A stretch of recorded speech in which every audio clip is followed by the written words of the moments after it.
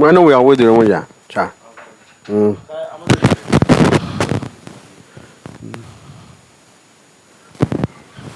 Sa lạc pa sin ngoài gai. Anh không béo lên. Thank you, thank you.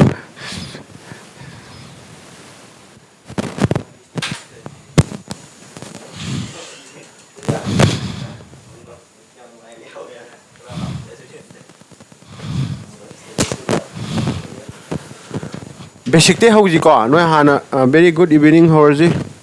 kano tau je ana budi tau romani ko to do hian na effective foi na mong de yang ji hong hor ji sound ya re ko noi kano online kangbo sound om to check to biro sound on yes or no comment om to piro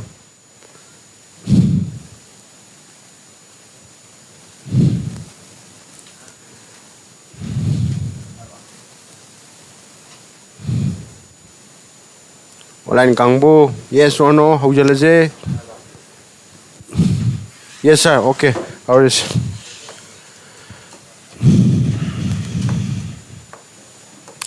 yo akoi na khange who is the father of Indian constitution hai tari kana hai khangne koina B.R. Ambedkar yai ko siga public ni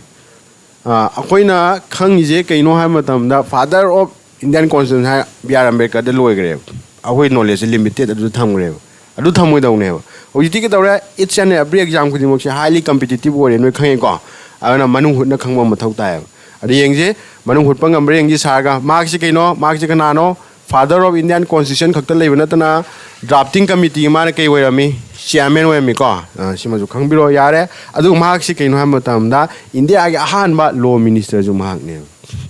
yaba adai hang exam do who was the first law minister hai tarikana hai dawa B.R. Ambedkar yai ko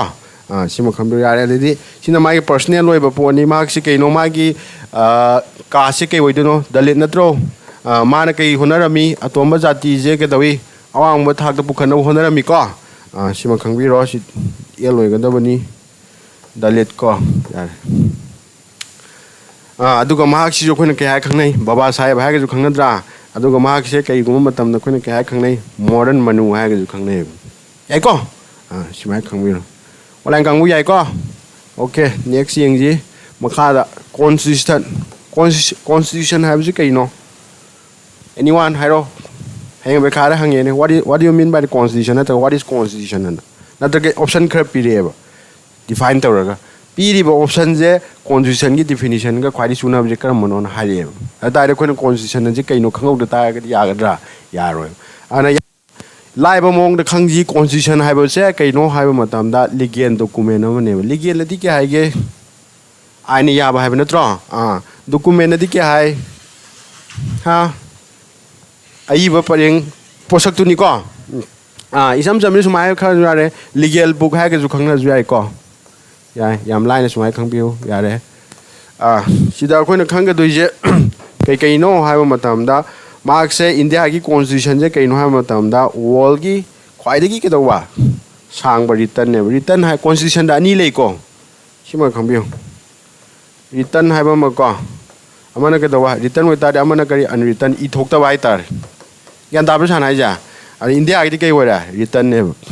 sumai khang biu ko aduga world ju ke dawa khwadi sang ya sumai yadra constitution hangta ga di legal document ni aduga world khwadi sang ni yare ko tek samu yeng ga je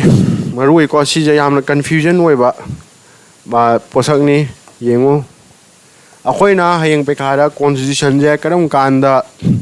adopt tawi hai tari adopt taw body ke dawa chanaraji simaji tawnaraji na ware longna budo adu adopt taw ko kam kana taw ge hai ta ga di 26 November 1949 oi ga dawna yare na aduga come into force hai natra thabak oina chanarak pai tar sina kam kanda 26 January 1950 yare ba aduna akoina 26 January ji da koi constitution je chana ba hogi haiduna akoina each and every year 26 January je koina kai haina celebrate tawra Republic Day haina celebrate tawra kawa adri ko aduga 26 January ji koina kai khangnai ha matam da constitution day ha ga ju khangnai khawi ko sanai ja ma kai khangnai ba constitution day ha यानी सुमाइना Munna पागदौनीको हयें exam माइ थकप यादेको असिदि लाइ हेक्ता माइ थकचलु तारगदि adopted ओइबा पोतुदा नंगना come into force की option खोसलोदि लाले दम यारे सिउब्रा online कांगबुदि उरम दं वानद्रे येंगेको इदं lake चपनि नोइदि उब्रा जा उइको का डिटेल्स ओनी येंग्स उद्रे ऑनलाइन कांगबु सिदि कितंग केनो तौ तारे को कंप्रोमाइज तौ तारे सा इरके चानाद्रे कॉम्बिनेशन जे सोर्स ऑफ सिबिदि उरमनि सोर्स ऑफ इंडियन कॉन्स्टिट्यूशन हाबनि अखोय इंडिया की कॉन्स्टिट्यूशन जे मसा मतंदगी ओइजरक नतेबा अतोप कंट्री की कॉन्स्टिट्यूशन मैम दि अखोयना खरा पुसल्लेबा अदो पुसनबा मैम जे कई हान येंगबो मथौ तायबको अदि येंगजे नंबर 1 दा येंगो करमनो येंगजे ऑनलाइन कांगबु सा इरके से दम नंबर 1 दा अखोय के फेडरल स्कीम अदि क्या फेडरल अदि क्या है के डिवीजन ऑफ पावर है नत्रो याइको अदे जुडिशरी अदे ऑफिस ऑफ द गवर्नर सि मैम जे कायदे अखोयना पुगे हाबदुनी को नेक्स्ट 1 by 1 ये कदुजा अने येंगो अहाम कांदा अखोय की इंडियन कॉन्स्टिट्यूशन ने कायदे लाकनो है मतमदा अखोयने हिस्ट्री ने नव मतमदा 1935 अने एक अम लेबको केनताई को सिगी एक सिदगी ने मरुइबा अखोय की फ्रेमवर्क दि लाकदुजी कॉन्स्टिट्यूशन की को अदुगा रेस्ट द कायदेगी अतो कंट्री दि लाकदुनी उद्रे आई सार खंगे कॉम्बिनेशन जे चानाद्रेबा आइना हाबदि सिबुदि उब नत्रो आहामजे अखोयगी इंडिया की कॉन्स्टिट्यूशन जे कराइदि हौरक हाबनि सोर्स दि क्या है हौरकफम हाब नत्रो अना नंबर 1 ने के दवा 1935 की एक से सिदगी लाकदौने याइको शाने इरिजि उरमगनि सुमाइना खरा कनो तो बिरो मैनेज तो बिरो को नेक्स्ट टाइम येंगे नंबर 1 दा अखोयगी ब्रिटिश कॉन्स्टिट्यूशन दगी अखोयना करम मोंग मतौ लौगे दु येंगे अखोयगी इंडिया दा चनरिबा गवर्नमेंट करम फॉर्म ऑफ गवर्नमेंट नो पार्लियामेंट्री फॉर्म ऑफ गवर्नमेंट नत्रो पार्लियामेंट्री फॉर्म ऑफ करी गवर्नमेंट कइनो what do you mean by the parliamentary form of government parliamentary form of government हाइबदि कइनो हाइब मतमदा कनाने हेन जावा पार्लियामेंट हेन जावा हाइबदि अखोयगी पावर जे कनादा लेबा पार्लियामेंट दा लेबा कइनो पावर जे पार्लियामेंट दा लेबा नम नोइना हंगबा याय खुदम मोइना हाय खुदम मोइना येंगजी येंगो अखोयना प्रेसिडेंट अमा खनबा हायरजी को अदिदि प्राइम मिनिस्टर अमा खनबा हायबसे करिगी थ्रू दि खले पार्लियामेंट्री प्रोसेस दि तरो खलक्त्रो अदु तारि ख्वादि चावजि कना होरनि पार्लियामेंट ओइद्रा अदा रेखोइना हाईएस्ट बॉडी जी कइनो पार्लियामेंट सुमाइना पार्लियामेंट हेन चाव फॉर्म ऑफ गवर्नमेंट दु के कवि पार्लियामेंट्री फॉर्म ऑफ गवर्नमेंट कवि यारे को अदैदि यंगो बाइक्रेमियल लेजिस्लेचर दि के हाय बाय दि के हाय अनि हाय नत्रो याय को केन ताब्रा हाउस अनि लेबा हायबनि को खुदम मोइने यंगो पार्लियामेंट हाउस क्या ले लोक सभा हायबमा राज्य सभा हायबम ले को यायना सुमाइ तौदना अखोयगी स्टेट तजु के दवी स्टेट लेजिस्लेटिव असेंबली हायबमा लेजिस्लेटिव काउंसिल हायबम लेत्रा सिगी मवंग मतौजे हानदि ओइजरक नते अखोयना कनादे पुसन बनो कनादे कुसन बनेबा ब्रिटिश कॉन्स्टिट्यूशन पुसन बने अदार क्वेश्चन ओइन हंकल वंखलग हंगबा याद्रा है अखोयगी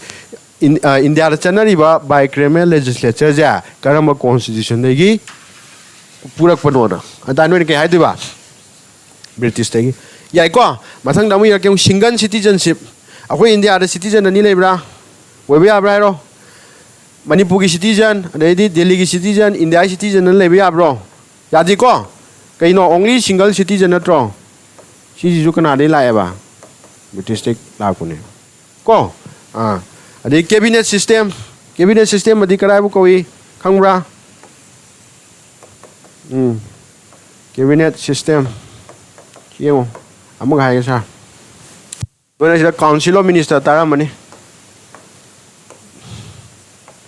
काउंसिल ऑफ मिनिस्टर तारे को दि कैबिनेट मिनिस्टर जो तारा मने ताब्रा तादब्रा अनि जे के खेने के सॉरी काउंसिल ऑफ मिनिस्टर का कैबिनेट मिनिस्टर के खेने के एनीवन ऑनलाइन कांगबो काउंसिल ऑफ मिनिस्टर का कैबिनेट मिनिस्टर का ततना ताबा वार्ड को अखोइना कैबिनेट ngasi कैबिनेट मिफम फमग्रे का हाइनै को ngasi काउंसिल ऑफ मिनिस्टर की मिफम फमग्रे का हाइनब्रा हाइनति को कइनो ओनली कैबिनेट मिफम हाइबनि को यंगो सा हाइगो ꯑꯩꯈꯣꯏꯒꯤ ꯐꯣꯔꯃꯨꯂꯥ ꯑꯃ ꯂꯩꯌꯦꯕꯀꯣ ꯀꯔꯝꯕ ꯐꯣꯔꯃꯨꯂꯥꯅꯣ ꯍꯥꯏꯕ ꯃꯇꯝꯗ 15% ꯐꯣꯔꯃꯨꯂꯥꯅ ꯀꯣ ꯀꯩꯅꯣ ꯁꯥꯔ 15% ꯈꯤꯇꯪ ꯃꯨꯟꯅ ꯁꯟꯗꯣꯛꯅ ꯇꯥꯛꯀꯦꯀꯣ ꯁꯥꯔ ꯑꯩꯈꯣꯏ ꯃꯅꯤꯄꯨꯔꯒꯤꯗ ꯍꯥꯟꯅ ꯂꯧꯖꯧ ꯑꯩꯈꯣꯏ ꯃꯅꯤꯄꯨꯔꯒꯤ ꯇꯣꯇꯦꯜ ꯅꯝꯕꯔ ꯑꯣꯐ ꯍꯥꯎꯁ ꯀꯌꯥ ꯂꯩꯒꯦ ꯍꯥꯏꯔꯣ 60 ꯂꯩꯕ ꯅꯠꯇ꯭ꯔꯣ ꯍꯥꯏꯕꯗꯤ MLA ꯀꯌꯥ ꯂꯩꯌꯦꯕ 60 ꯂꯩꯀꯣ ꯁꯤꯁꯤꯕꯨ ꯀꯩ ꯀꯧꯒꯦ ꯍꯥꯏꯕ ꯃꯇꯝꯗ ꯑꯩꯈꯣꯏꯅ ꯅꯝꯕꯔ ꯑꯣꯐ ꯍꯥꯎꯁ ꯃꯦꯝꯕꯔ ꯍꯥꯏꯀꯣ ꯅꯠꯇ꯭ꯔ ꯇꯣꯇꯦꯜ ꯃꯦꯝꯕꯔ ꯑꯣꯐ ꯍꯥꯎꯁ ꯍꯥꯏꯇꯥꯔꯁꯨ ꯈꯪꯅꯩꯀꯣ ꯁꯤꯒꯤ 15% ꯂꯧꯒꯗꯣꯏꯅꯦꯕ ꯍꯣꯠꯂꯛꯀꯦ ꯌꯦꯡꯉꯨꯀꯣ ꯁꯥꯔꯅ ꯑꯩꯈꯣꯏꯅ ꯈꯪꯉꯦ 60 ꯂꯩꯕꯒꯤ ꯃꯅꯨꯡꯗ ꯀꯌꯥꯅꯣ ꯑꯩꯈꯣꯏꯅ ꯀꯌꯥ ꯐꯪꯕꯅꯅꯣ ꯁꯔꯀꯥꯔ ꯁꯦꯝꯗꯣꯏꯁꯦ 30+1 नत्रा 30+1 नत्रो चुम्मीको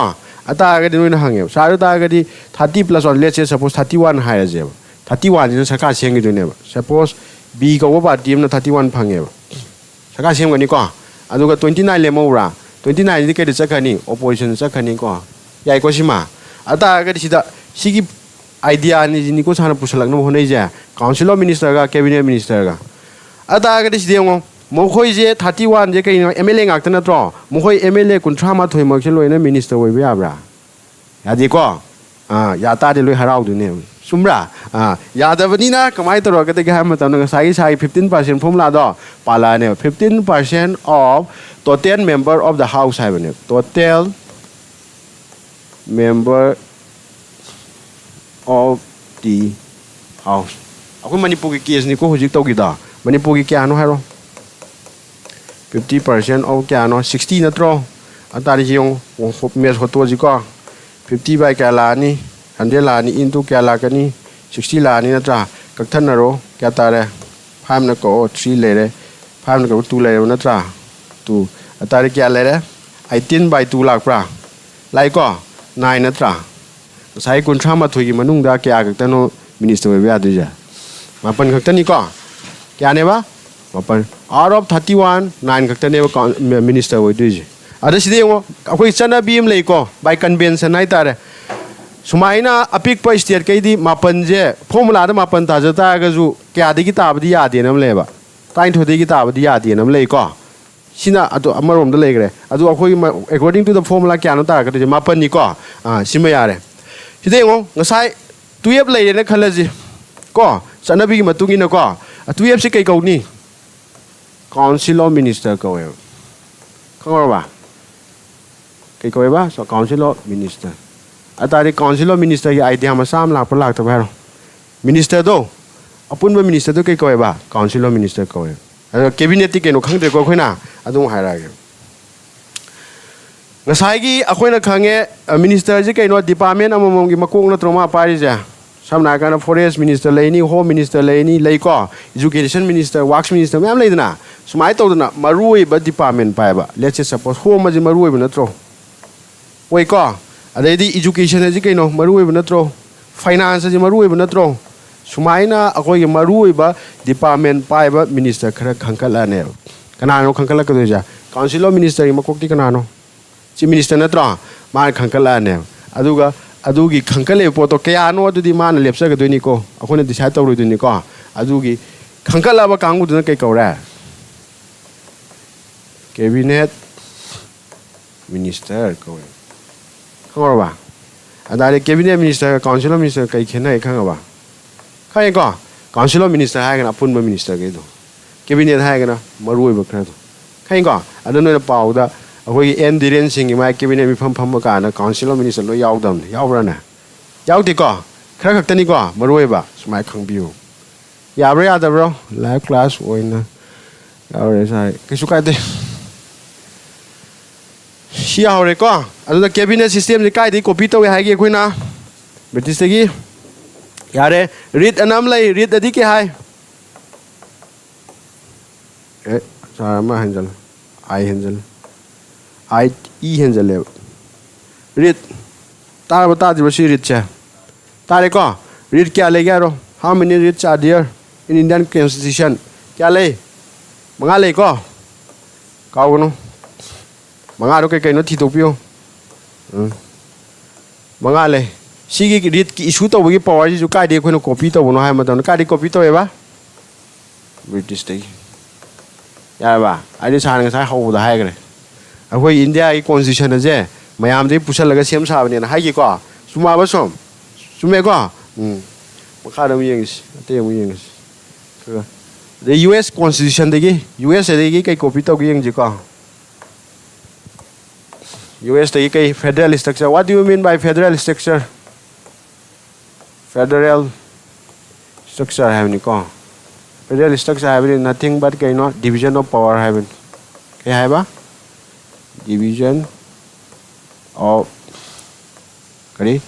power sidang thola man kana ai marakta power do share tawdu no wahang among thola bra thole ko tai sidang hairage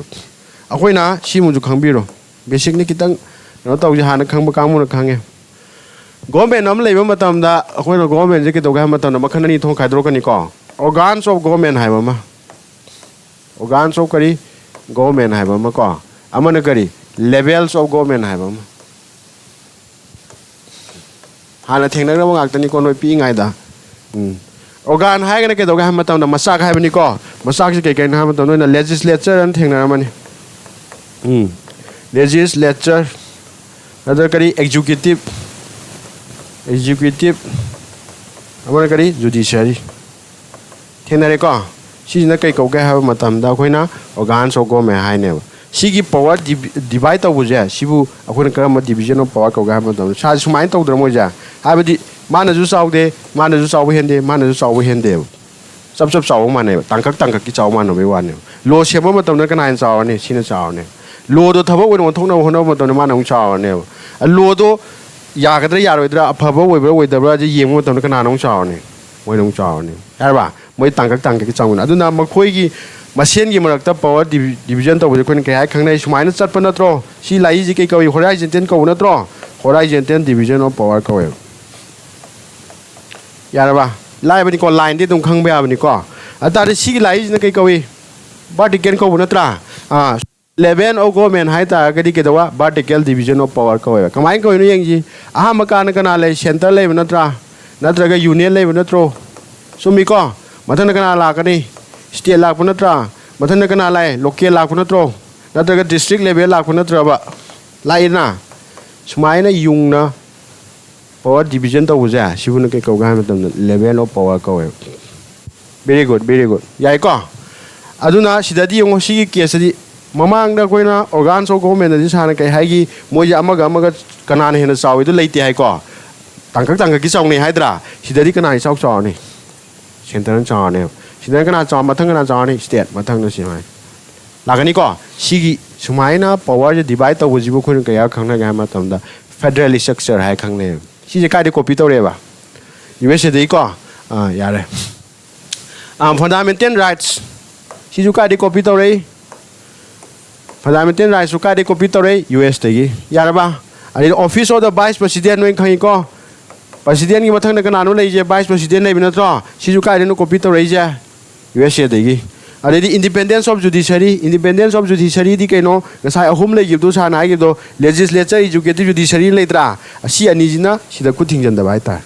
judiciary दा अदुबो कोन कय हाय खंगना गा मतमदा इंडिपेंडेंस ऑफ जुडिशरी सिजु कायदे नो कॉपी तोरैजे यूएसए देगी याइना मथंग दना मयो जुडिशियल रिव्यू हाबदी कइनो हाय मतमदे ओ गसाय लॉ सेम दुजि कना same दिनो लेजिस्लेचर सेम दिन नत्रा सुमिको मथंग लो दुबु थबो वनथोकपिसिन कना वनथोकतनो एजुकेटिव वनथोकतनो नत्रा मुबानी तौरिबो थबक तो लाली नत्रग चुम्मी हाबदो कोइना अमुक चेक तौबदो अदु कई कौगा मतमदो कोइना जुडिशियल रिव्यू को कना ngam से जुडिशरी ngam नत्रा सी मयाम जे कादे कॉपी तौरेबा यूएसए दे उद्रे खंगे साना ngसाय हाइग्रे खितंग होरेन पीडीएफ ता कनो तौबिरोबो को स्लाइड अहुम मरी बुदी यावंगिनी वालंगिनी यार मथंग दम येंगसि Irish Constitution, Irish Ireland khangi ko noi tare ko country sida yi ju copy to eba akhona DPSP nam lei ko DPSP haibadi Directive Principle of State Policy haibani si ju kai digi copy to ko no Irish Constitution ni copy to ko ne ko adedi nomination members to the rights wa si laiman gre ya re sim khang no Canada ki digi da kaino hai matam da yengo Canada na country am lebu khangina sidagi jo khoina copy to eba karibu no copy to ji yeng ji ko akoina India da ngai मथक कई है federal structure चने है को federal structure जे असेंग federal नते federal चने है को federal जे कई साना true federal नतेबा true federal नतेबा को कई अदु तारी कई अतोप ममिंग अम लेरमोइद्रा अति ममिंग कई को का मतमदा कोइना क्वासी फेडरल को तारमबनी सिजो तारे को कई क्वासी कौरिनो है वारी तौरगे को गसाई पावर से डिवाइड तौथोकने सिदा सेंटर लेनी ये सेंटर लेनी सिदा स्टेट लेरब नत्रा सुमाइना सान सुम पिक्थर रहिजे सिदा कई ओइदनो डिस्ट्रिक्ट लेवल ओइदि नत्रा पावर डिवाइड तौदरो तौई को सि कनाना पावर डिवाइड तौदि हाइदुनो पावर डिवाइड तौ तारी फेडरल स्ट्रक्चर से चले हाबे यादु नत्रो यारे को अलुगा स्टिल कनाना दुम चावरी सेंटर दुम चावरी नत्रा अतारी पावर जो डिवाइड तौरे सेंटर जो हेन चावरे सिगी स्ट्रक्चर जो खुन कई को गा मतमदा क्वासी फेडरल को यारबा सिगी मौंगिना कनादे कॉपी तोएबा खुना कनादेगी कनाडा दे कॉपी तोएबा को याई को तुम्हारे अदे अपॉइंटमेंट ऑफ गवर्नर जी कमाई खनगे जो कनाडे कॉपी तोइनो कनाडा दे पीडीएफ ते येंगो को होरेन पीडीएफ थारके यार नेक्स्ट हम येंगे ऑस्ट्रेलिया दे कई कॉपी तोगे न कनकरेंट लिस्ट नम लेको कनकरेंट हाइबनी को कनकरेंट लिस्ट अदि कदाय को के येंगे को सासिदों सनो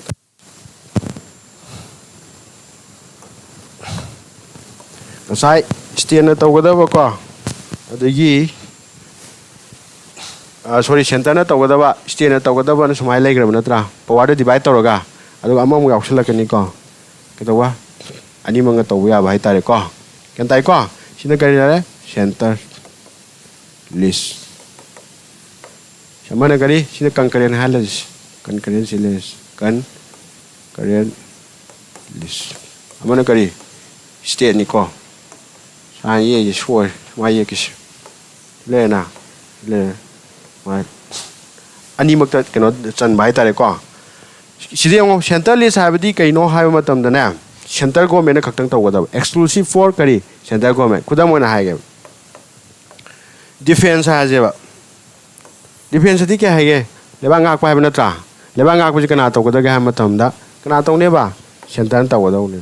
यारबा अदैदि स्टेट तम येंगजेबा स्टेट न कइनो हा मतमदा लेट सपोर्ट पुलिस हाजेबा पुलिस दी कइनो लॉ एंड ऑर्डर ngak तु नत्रा सिजि कना तौदनो सेंटर न तौ ला तौ यादेब कना तौदनो स्टेट न तौदुने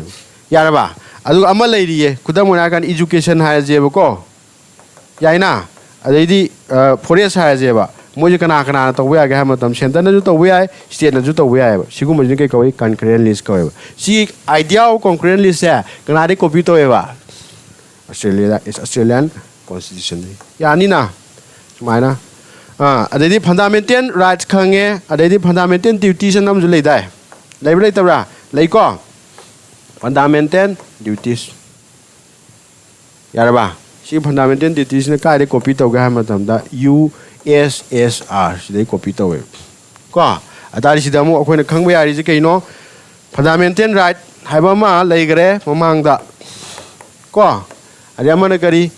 फंडामेंटल ड्यूटीज नम लेरे अनि जे कइ खोन्ना गे सिने को याब्रा सहायगे मुना तारो सिमुदि उरामनी फंडामेंटल राइट्स एंड राइट्स अदि क्या है कोई हक है चुम्ब्रा अखोई हक है कना पीरकदनो XYZ हम लेरे माना फमम थोप हक से कना पीरकदनो कना पीदनो अकॉर्डिंग टू द कना पीरे कॉन्स्टिट्यूशन पीरक नत्रो यारबा अतारे कनागुम्बा अमदगी अइना मतेंग लौरब नत्रा सुमेको अखोइना हाइनरुब तौदना दम पीबीरेनेबा अइना मिंगोनी मतेंग लौतागदी अइना जु कनागुम्बा मी अमदा मतेंग न तौबम थोक्तबरा थोइको सी कॉन्सेप्ट सिदा कैलानी फंडामेंटल ड्यूटीज राने खंगाबा अइना मिंगोनी राइट पंगतान तानबा तौगदबा थबकि सुंदोक तौदो अदि यागदना यारो अइना खुत्ति सुम पुंजला थंबागे मिंगोनी पिरो हाय तादि यारोइबको अदुना फंडामेंटल ड्यूटीज हाइबदी अखोइगी सिटीजन ना कनादा तौगदबा टुवार्ड्स कॉन्स्टिट्यूशन अदि कइनो अखोइ लेबाक नत्रो इंडिया लेत तारि कॉन्स्टिट्यूशन लेगद्रो लेरोइको अना टुवार्ड्स कनादा अखोइगी माता भारत तौगदबा को country เด็กก็ใหญ่นะอันน่ะ fundamental rights กี่อะไร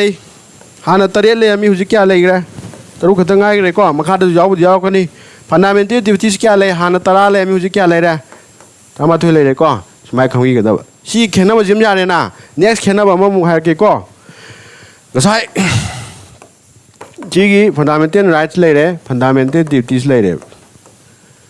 suppose นพี่มาซ้ำเลยเลยค่ะเลยชีนพี่มาใช้สมาจู citizen นี่นะมาเกี่ fundamental right เลยนี่นะชีกี้ fundamental rights เช่ก็ต้องแก้ห้ามมาตามนะมัดปีเลยค่ะเลยเจ็บมันปีตากี่ไรตัวพังเดรสมัยตัวเดิมมากี่ไรพังมันถูกตัวพังได้แต่มาจะ direct การจะไปมานะ Supreme Court นั่นจะก็ High Court นั่นจะก็ Lower Court จะไปยังคิดตรงนั้นป่ะไรตัวพังเดรนะว่ากันนะก็อะดูก็ Supreme Court นั่น High Court นั่นจะ Lower Court ตัวนี้ก็ตัวไหนCP ก็ Happy ให้ละกันตัวนี้ยังไงก็สิ่งที่ว่าคนน่ะโลกิธรรมนั่นเกี่ยวกับมาทำได้ enforceable to court ให้ครั้งนั้นนี่ฮะพี่พวกสักตัวทุกตัวกูต้องพูดกันแล้วก็ไว้ยันไม่ได้ก็อันนี้สารกันใช้ให้อยู่ตัวพันธมิตรที่ที่สกี้อะไรให้กันตามมาทุยเลยให้จ้าตามมาทุยจะคุยในตัวอุดรีขันเลยเจ็บพันธมิตรที่สามบุตรอุดรีมาสิกูต้องพูดว่าคัดเสียไปยาเดียวข้างบ่าเขาเองก็ชี้เขียนนะว่าเมเจอร์เขียนนะวันนี้เลยใช่ไหมข้างบ่า very good ตามมาก็พันธมิตร rights sorry right duties South Africa ได้กี่เลย Japanese ได้สิเลยมารู้ดีว่าเดี๋ยวสิโน่ให้หน่อย PDF จะ go through ตัวไปเลยอ่ะแต่ยังไม่เชิงเลยชิมาคำบิโร่ Constitution กี่โน่ขังกันก็คุยนะ Preamble นั่นว่าดำจุดตามันนี่หน่อยนะตาเลยก็ What do you mean by preamble ใช่ไหมยามมารู้แบบนี้ก็สิกี่ preamble ที่ได้กี่กันเลยอ่ะตุ้มสิขังวัน Constitution ที่เลยขังมันก็สมานนั้น 55%กี่กินนู่ยังจี Preamble ใช่ไหมที่กี่โน่ให้มาทำได้หน่วยนะ market ตะกี้ลายดิกอามาเลยรู้ว่ามาทำได้ลายก็ดักพักตัวมาทำได้กี่ดาวนี่คอนเทนต์นั่นยังไง each and every ลายคุณที่มุลยอมดูนี่ก็ยาวเดี๋ยวหายใจไม่ได้ก็ใช้กันที่ข้างตัวก็อันคอนเทนต์นั่นที่กี่โน่ลายดิกสิกี้มันนุ่งยี่ดับ page number กี่อาจจะกี่ยาวนี่เลยต้าวิตราตากันนี่ก็อาดูกี่ simple กี่โน่ลูกpassนั่นอยู่ปัญจโลบก็ preamble ก็ก็ใช้ชาญจุดกี่ให้ constitution จุดกี่ไหนกี่law book เนี่ยมันนั่นตัวยาบราสิกี้ law book สิกี้ content ตัวอาดูกี่ก็ให้มาตัวนั้น preamble ก็ยาบรายามไล่ในขังสิก็ดูในขังก็กี่ดาวดีเนาะอันนี้ยังมาสิกี่เนาะมาให้เลย preamble is an introductory statement that explains the reasons and the values of the document or piece of the media ให้แบบนี้ยาเรื่องก็ใช้มาใน media จะมามินตัวจะกี่โล constitution ตัวนี้ก็ constitution เนี่ยยาวก็ตัวไม่เอาตัวกี่ตัวว่ามังดาฮับปกตัวนี้อะดูบุคนกี่ก็ได้แล้ว preamble ก็ได้สิก็ได้หังไว้ก็ preamble ให้ที่กี่โล Latin word preambulus ที่กี่ลาวปนิกี่ให้ป่ะมังเนี่ยสัตว์ไปให้แบบนี้สิยาเรื่องสิ่งนั้นแต่ในขังกันบ้ามีจะน้อยด้าสินี่preamble จะกี่นะhow gay สิเนี่ยไม่ในขังนี้ preamble จะกี่นะ how we the people นะ how ก็อันนั้นขังเงี้ยก็ใช้ parliamentary form of government นะควายดีเอาจะขนาดนั้นฮัลโหล prime minister ว่าจะรู้ president ว่าจะขนาดว่าจะรู้ก็ที่ไอ้นั่นเนี่ยว่า parliament จะเอาไว้บุกงสิ parliament จะสักทีไล่เจ้ขนาดนั้นพี่ว่าสักทีว่าจะรู้ประชาชนพี่ว่าดีนะจ๊ะสมิก็อันนั้นควายดีก็ ultimately parliamentary form of government ที่สาวจะขนาดโน้ให้มาทำได้ people เนี่ยสิสาวจะใครจะพูดตัวเกี่ยวยาบ้าใครนั่น define ตัวเกี่ยว we the people of India ให้ตัว we จะไอ้ยูอาร์มเนี่ยหน่วยยูอาร์มลอยยูอาร์มเนี่ยอินเดียจะเลยแบบคุยประชามีามให้เนี่ยใครก็อันนั้นนะควายดีจะprime minister นั่นที่ก็ people หน่วยแล้วนี่ก็Prime Minister ว่าที่ the Prime Minister of the India นะเขาจะอะไร the President of the India นั่นคือ Her Excellency His Excellency ก็ต้องพูดอะไรวะต้องดีก็กี่ตัวwe the people of India นั่นตัวอะไรก็สิมาขังบิโร่ยาเร่อันนี้สิดาคนขังตัวนั้นวัดมาเป็นยาวกันเนี่ยวัดพอดีมีอะไรยาวเลยก็มารู้ว่ามาเป็นให้แบบนี้กี่นี่ยังจีก็ number one da sovereign ยาวเลยก็ socialist ยาวเลยก็ secular ยาวเลยก็democratic republic justice liberty equality fraternity สิไม่เอาจะพูดมาพันสุดเรื่อง 1 2 3 4 5 6 7 8 9สุดเลยสุดก็สิจะมันพาตัวปีกระดองเนี่ยบุคคลเห็นกำไมห่างกันนี่คำราโดยในที่จรางก็ป่าเกี่ยวนี้นะเลยครั้งไว้ครั้งด้วยเนี่ย option ahum mari pirakadin option mari khakta na tor pirakadu ja khoi ama yaw da bam yaw la ne ba karam mano yaw di ji hang ka dune noi chamam na dune mayam nin ko sima khangbi ro ko online kangbu number 1 da kari sa irak ko iminaji noi ga noi huji khangi bu do khangbre yengji mapan jaw am na to sana number 1 da kai le re sovereign nadi kya ge ina dum ha ke ko sa ye sovereign nadi kanam ta gi ke da wa mikha pon da ba ha bani ko marom dom hing ba ko yare number 2 da kari socialist adi kari akoi lebak sida lai ba akoi gi lan thum myam je miyam humna mapu mi na bai tar yare ko number 3 da kari democratic Siren ka jai ko democratic ko democrat ye kaino ne hai democratic hai bi kaino ne khange lusing ba kana na khan ba pajamyam na khan ba ko number 4 da kari republic ki meaning ki hai kana khange anyone independence di kya hai ba republic ni kha tam bo tari kari कोई जी तो याव दो ओरे Ram the class में पहुंचे ये public है बदी ना कावनु को सुको को या देखो head of the state is elected by the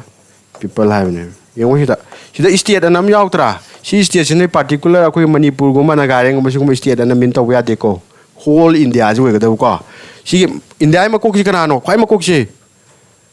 kanano president natro si president ni kanana khange prajamyam na khandro si bu khun kya khana ga ma tamna republic ha khang nei ko si ma yare number 2 da number 5 to sorry republic le kari justice adi ke ge achum wan pen ma do natra 6 ta ke ha ge liberty di ke no ningkha tam ba bani freedom phang man ba bani ko 7 ta ke ha ge equality hai ko equality di kya hai equality mana ba ko number 8 ta kari secular di kari akang na madara ma lai ta bhai tare each and every religion khudima aya ba pi bhai tare number 9 ne kai lege fraternity di ke dawa brotherhood ki idea du ni ko abdi amaga nusi chana na machi mana abdona le mina ga da bhai ba sigi ward ma panje khade maru ba sigi piriba ward me am je matang ko na article 1 2 3 4 5 na so hum bok se ke define to ko tu khanga ba mai khang bi ya important article sam yeng article san wo ji kya le ba 300 plus le ko loi jim pa pu dong na ti ko ko robot sun ta na sumra si article khang na ho na ma tam da part na ma khang ga da bo ko ko preamble ke no khang re na tra part na खाइदो कने मंग साइ चहुम जे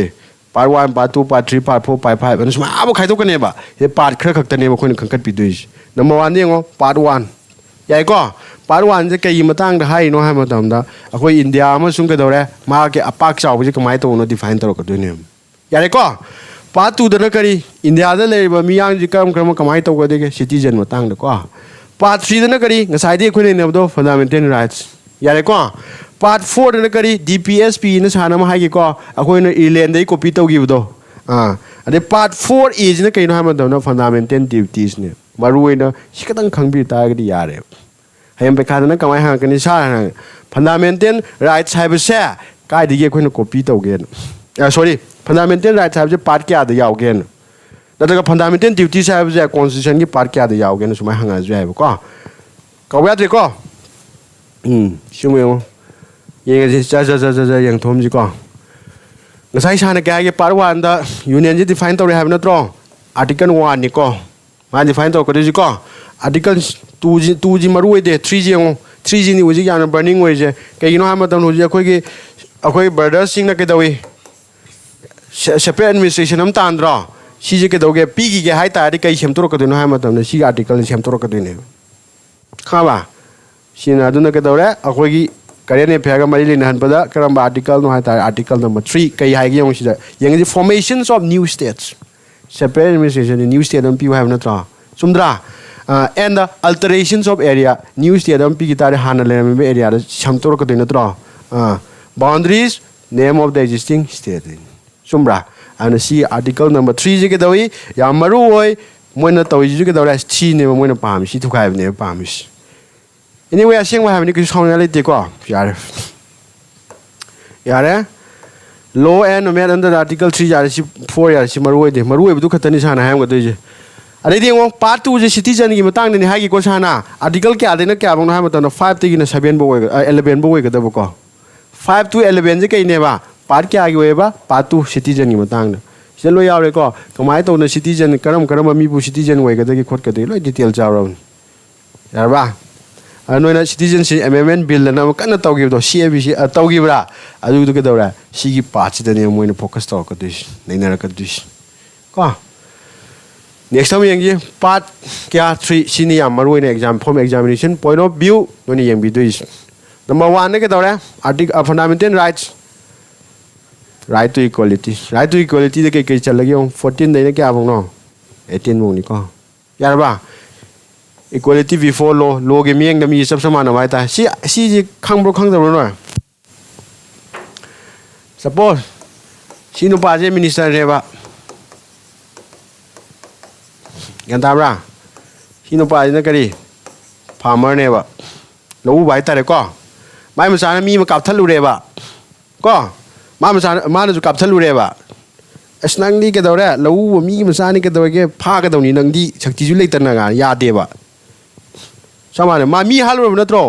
मी हालु तारे my मसा जु Fani my मसा जु फाने सिउ के को लो के मेंग समाना को खाबा पैसा पाए ने के तो यारोय मसक फजरे ने एक तमारी फादब यारोय को यारे प्रोहिबिशन सियाम हंगमनी आर्टिकल नंबर 5 से के मतंग दा हाइगेना अखोगी धर्म दा युमफम होइबा मादि करम जाति नो सि युमफम होइबा नुपी नुपारा होमोरा सिदा बेस तोगा अदे काइदा पोपोनो सिदा बेस नो मादि डिस्क्रिमिनेट तो या डिस्क्रिमिनेट तो बडी ओट पी नै बिबा हाइबनी को हंगमनी ततन हंगमनी को करमबा आर्टिकल न थिंगे न हंगदे अदे आर्टिकल नंबर क्या 15 के क्लास दंग सांग नाइ देना सुम हाइबनी मरि तो कइन तौरो नोय तोपा कमेन खनरो ताइबा पराजी ताके हाइद्रगा 16 येंगो equality of opportunity in matters of public employment सामाने को सिजो बदु लोददी फजबनी को असेंबददी तौबा यादबनी को येंगो सा हाय क्यों सेंजाव पाइबा नुपा am लेरेबा को लाइबा नुपा लाइके am हिजबम लेरेबा मोबानी की मसाजे मसा नुपा am लेरे खलजेबा कमांडो एक सीलजेबा को कामना खनिनी सी तौदम खंगिदो नत्रा अतारि सी याब्रा यादे को लोददी फजरबा हाइतारे मतलब 17 देंगो एबोलिशन ऑफ अनटचेबिलिटी सिजु मरु होय को अनटचेबिलिटी दी क्या के सोंना समनबा यादबा हाइबनी को सिजि करम आर्टिकल मुथत के न हंगदेनी को के हाइगदेबा 17 अमन एबोलिशन ऑफ टाइटल दी मिंगथोन हाइबनी को मिंगथोन जु लेबा यादे को के बगदबा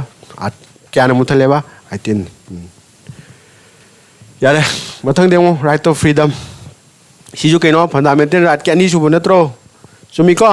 के यारगे सिदा सार मार्क तरो के सिमा खंगबिरो को अदि सिमा खंगबिरो यार अहुम जा मरोय को 19 न के हारे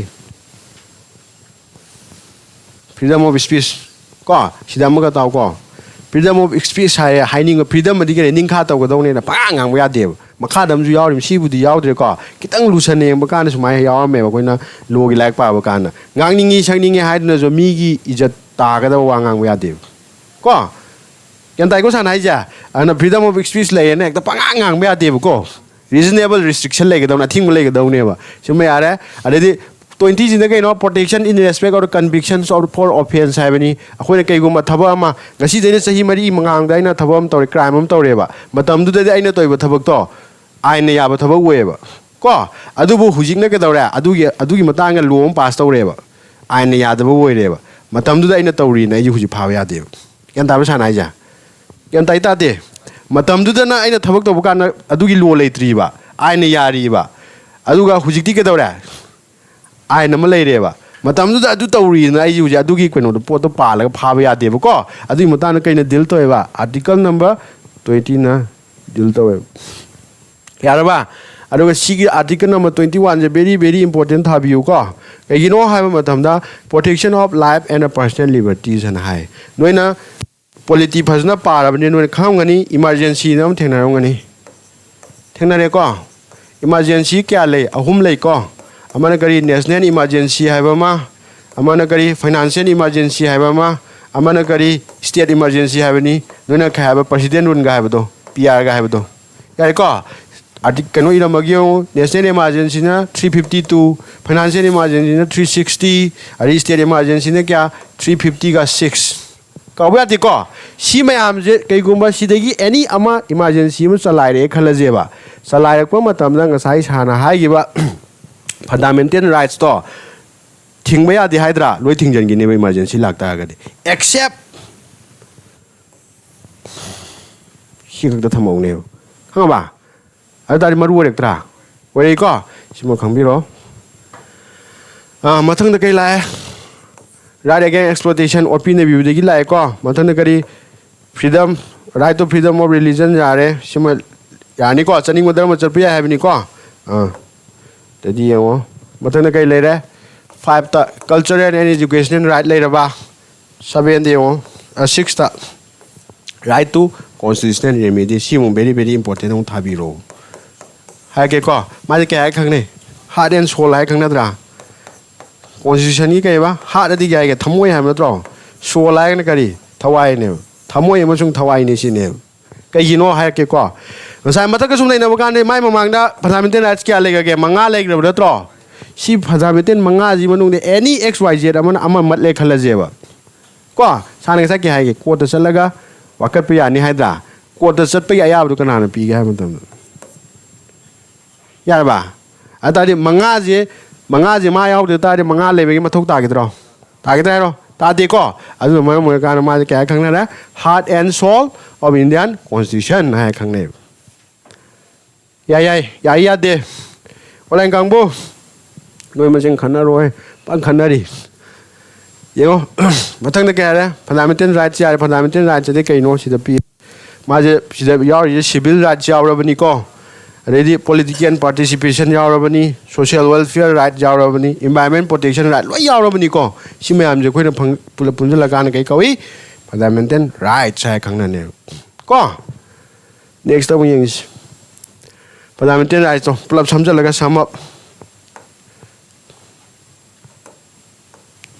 si fundamental right ni ko si fundamental right ni si fundamental right ni si fundamental right ni si fundamental right ni si fundamental right natte si fundamental right natte si fundamental right ne khambra right to property je har fundamental right we me ba adu hujik ti we dre ba ko lok thok kre ba ko ata di sik pi je kya no 1 2 3 4 5 6 7 8 na tro 8 ti ani lok thok ro ani lok thok ro na tro sana kya le mo re taruk le mo re ko fundamental duties yare ko part kya de yaw ya ki sana pore natra particular way na mai article hai na 51A ko samai khang bi ro ma je ha ne yaw manati ko nong na hapsalak pani ko kam kan da 42nd amendment and amendment adi ke nu khamra semdok pai bani ko kamai semdok chi yeng ji ko yengo sana hai gre akhoi constitution je hor pa ka na schedule nam jo ai ko noina makha da jo ko ni schedule je kya no ai ni pan khak ta ne ko hor pa da tamna hapsalai ne ba kai tamna hapsalai no ha ma ton noina khange India je pok pok kuidri ba kam kana pok pun India je 1947 na pok pun tro kuidri ne ba semkal lai ne bo jum ana matam du da sengi ba kana sem ya gi sana 1949 na sengi na tro 49 da sei khana delay almost 70 plus year lai ba na tro hujika yeng na matam da ngasi de sei humdai mamang da sengi ba lu ma hai ba ja hujika relevant we ba walak kan ko waloi dra atang yu tungin ahong lak tu ne ano hongdo so ka du ne si bo ko ni ka khang ne ba amendment ha khang ne ba ko ano ngasi bok ta ka amendment to ga ma tam da aina khamba subject to correction 106 mukti amendment to gram ni ko ka sama ga taruk lak to gre ba ko yare fundamental duties sana kya le hai ge tama thoi le hai dra si mo amarui ko no khang bi ga dau ni number 1 di yeng ji to provide opportunity and education like to strive towards excellence, to save the public property, to develop the scientific temper and humanism, to protect the natural environment, to preserve the rich heritage. Thailand, maru pot kai kanba mangan tuhan ba yati ko to promote harmony and spiritual brotherhood amaga amaga nuksinabi wakhalon sagatpa ko to defend the country lebak je khone ngak thokpa to protect uphold the sovereignty unity and integrity apun be wakan sagatpa to cherish fellow and national idea akhoi India haibagi wakhalon je sakhona hona ba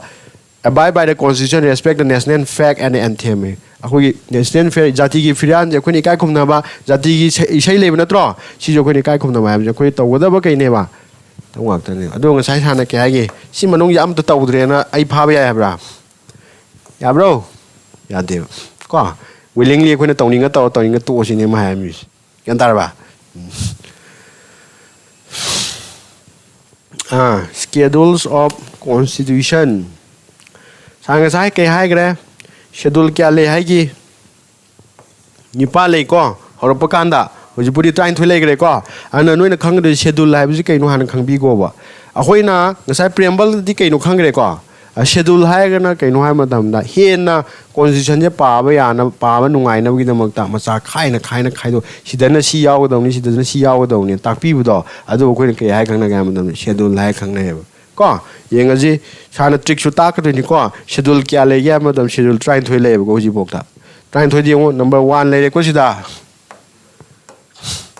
1 2 3 4 5 6 7 8 9 10 11 12 ne yaw le ko akhoi na khang di si loi pa ba ngau de ne nang ngau le ro si ma ma ja singli ga ma de yo ngau ni ko ngau de na ba sana trick am se me ba sida aina sem nate hana digi lei jaramani ko noi da laihan be wani san kawirano si di kaw da tears of all pm kawre ko si da kawdra na kawre da yengo sida sin kamain pa du no si ma ta pira me du ga noi na dum ira lai na pa ja ga dau ni ko ti na 1 we biro 2 we biro 3 we biro 4 we biro 5 we biro 6 we biro 7 we biro 8 9 10 11 12 lai na tra Đấy có T4 cái nó territory 1 means cái nó schedule 1 hay nó ra schedule 1 nó cái này state and union territory khi mà tăng giáo tụi này hay có ở đây thì yêu cái gì cái E4 cái nó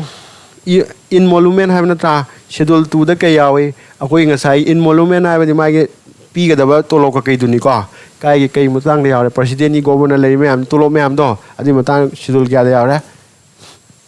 second schedule yaw re sima khange ko mathang na A4 kya affirmation ni ke no wasak lo schedule kya de yawi 3 de yaw na tra schedule 3 de ke hai ore no affirmation yaw na tra sumai na mathang khang bi ga da ko yam lai ba ni constitutional body loisan ji ko sima ga ta ma ge akhoi na constitution noi na thengna na ne ba ta mani constitutional body hai ba ma ko amana kari statutory body hai ba ma yai ko thengna dri ba ro thengna da ju thengna re na khalo ko ngasi aham ba constitutional body hai bi na kaino hai ma tam da akhoi na constitution semba ma tam da masage dum yaujara ba haitare constitution da let's say suppose UPSC has it UPSC Union Public Service Commission ko president ga has it ko ari chief minister ga has it si myam ji kaino constitution dum yaujara ba ne siguma body je khon kai ha khangna ga madam na constitution body ko ko aduga statutory body ha na kadai ga madam da constitution semo ka pa ka na yawam da ba haitare adubu matamgi matungina darka di goira kudam oina haje NGT haje National Green Tribunal nam lebu khambra na environment gi matang yengsin nam lebu da siji ke da hada sem da yaudi ko darka di goira netra ana parliament da man ke dorani bilam puthone ke dawa parliament ke dawa bilam puthoni aduga ma je seme sumai tau dana parliament bill putho semak body do ana ke go ga matam da statutory body ko khangani na Mana constitutional body hai ka dawa masai constitution semok pada yaujarak pa statutory body hai kana yarok taba daka warak panina ka dawra semok pa ko yara yung Union Public Service Election Commission Finance Commission of India State Public Service Commission National Commission for Scheduled Caste ka hai ma'am ja all are constitutional body ne ko यारे constitution body atai hujiki ju jawre sile ju jawre next time yengaji mai mai gi article du ni ko yengu attorney general si amarui ko hantak ta ju recently kano tawgi bani kana hoige na 76 article 76 te deal tawini ko adedi state election commission ja article kya da deal tawi smai yenga da ko yengaji atopoda khade state body sana hai gre kai hai gi parliament ek am pass to semok pai no tro kai kai ni ngo niti ayo ka ji ta mani da ari reserve bank of india ga ta mani national human rights commission ta bana te khang ju khang ga dong ni ko central information commission state human rights commission central vigilance commission huji ta sang hai gi do ngt ga leiba ari national pollution control board ka leitro npcb ga leitro sibe am ke all are statutory body ne ya hoi ko ya me ya da bro ya ko sumai to si ge aduga koina ko to gi ja effective webra webra yings how many fundamental rights have been provided by the constitution of india kya no 6 ni ko samam nabasida kem confusion le ya de ko 5 6 7 kem confusion le ya de kai direct 6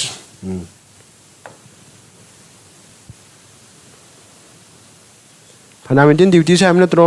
क्या आएगी साना 11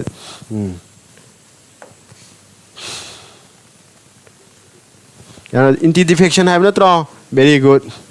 अखोई MLA सी anti defection से कहीं नुकसान बन रहा है चल यो मणिपुर नि को बीजेपी लेनी कांग्रेस लेनी लेत्रो काबदी के दोगा हम तमदा बीजेपी दे टिकेट दे कारबा लेट्स से सपोज मोय कुन गतन कारे खलजे को अदो माने कुन का दा मोय क्या का दिनो निफु का दिनो त्रो कांग्रेस निफु का दिनो को अदार ऑब्वियसली के दरनी माना सका सेम गनी नत्रा अदा एमएलए खतम वनि गरा सका सेम यावनि नत्रो मोय जा काबदी कना दे कारे नो बीजेपी दे कारे नत्रो बाक लाउन कना सोंग जंग देबा मोय तरा मा कांग्रेस सोंग सुमाय सोंग जम बजु के को गा म दन खोना एंटी डिफेक्शन कवेब को अदो आइन यादे को हेक दुमाइने बु तौता आइ माजे के दौरे डिस्क्वालीफाई तौगदौने कना तौगदबा स्पीकर न तौगदौनी को अदो तौरा तौदे को आना एंटी डिफेक्शन हाइ तारिनो के तौगदबा 10 शेड्यूल सिबो काउबिरनु को कसai शेड्यूल सु फजन हाइबा ngang di kyan ta dune मारो citizenship की मतान पार क्या नायगी साना पातु है कि को अधिकन क्या दिन क्या है कि 4 देगन क्या है कि 11 बो है कि ब्रा है को जिम खंजम बिरो नेक्स्ट उन पाव को माइ थक पे आदि को come into force है नत्रो तारीख के वानी 26 जनवरी 1950 very good then schedule anti defection law yaina tumaina dan abiro sije ta ki me am je adum phajna hanbiraga mu phajna revise to bi ko ta ga di policy ke na te policy pa yam nungai bi ko kawgan bu yam thu ni ko ade samam da bu yam thu ni ko chimni khangbi ga lo ya lo shala je adu marak thana ko ko ya no bi sama haura bani ko adu ya no bi to ke dore ko gi interest lei ba yang ko mi ge to ke to ka ma tam da makha ta ba information gi da mo to sida contact to bi ro contact to bi ro nongna ko kya di hong ni hai gi kya no January kya hai ni 6 hai ko to ma le matak le ga ba to 6 January de hong de ni ko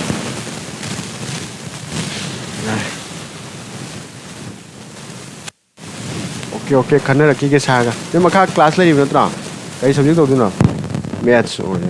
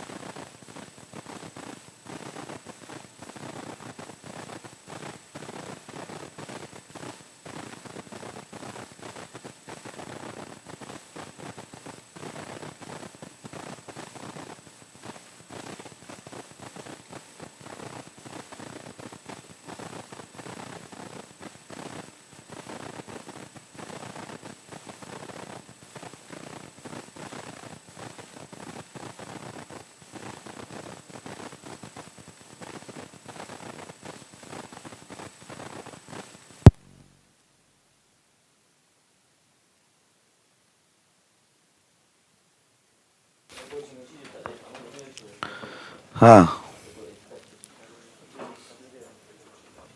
ꯀꯗꯥꯏ ꯇꯧꯒꯦ ꯑꯝꯇ ꯌꯦꯡꯒꯦ ꯍꯥ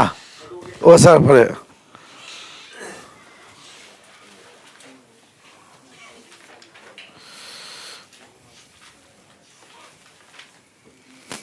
vocabulary ꯗꯦ ꯀꯌꯥ ꯊꯣꯛꯑꯦ ꯑꯩꯈꯣꯏꯁꯦ ꯇꯧꯖꯔ vocabularyꯁꯦ ꯖꯅꯋꯥꯔꯤ ꯇꯥꯡ 3 ꯒꯣꯀꯨꯜꯗꯤ ꯀꯔꯝꯗꯗꯤ okay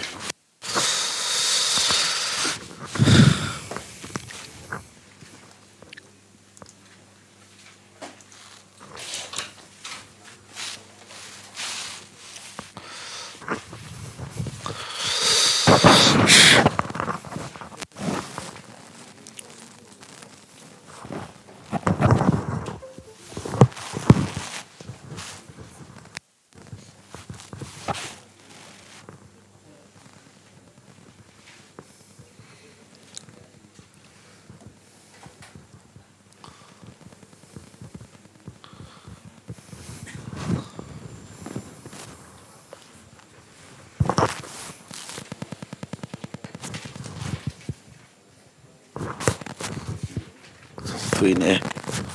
ꯍꯣꯏ ꯆꯞ ꯃꯥꯟꯅꯩꯅꯦ ꯏꯁꯄꯤꯁꯤꯁ ꯆꯞ ꯃꯥꯟꯅꯔꯦ ꯀꯩꯒꯤꯅꯣ ꯍꯣꯏ ꯅꯨꯡꯉꯥꯏꯔꯦ ꯑꯗꯨꯗꯤ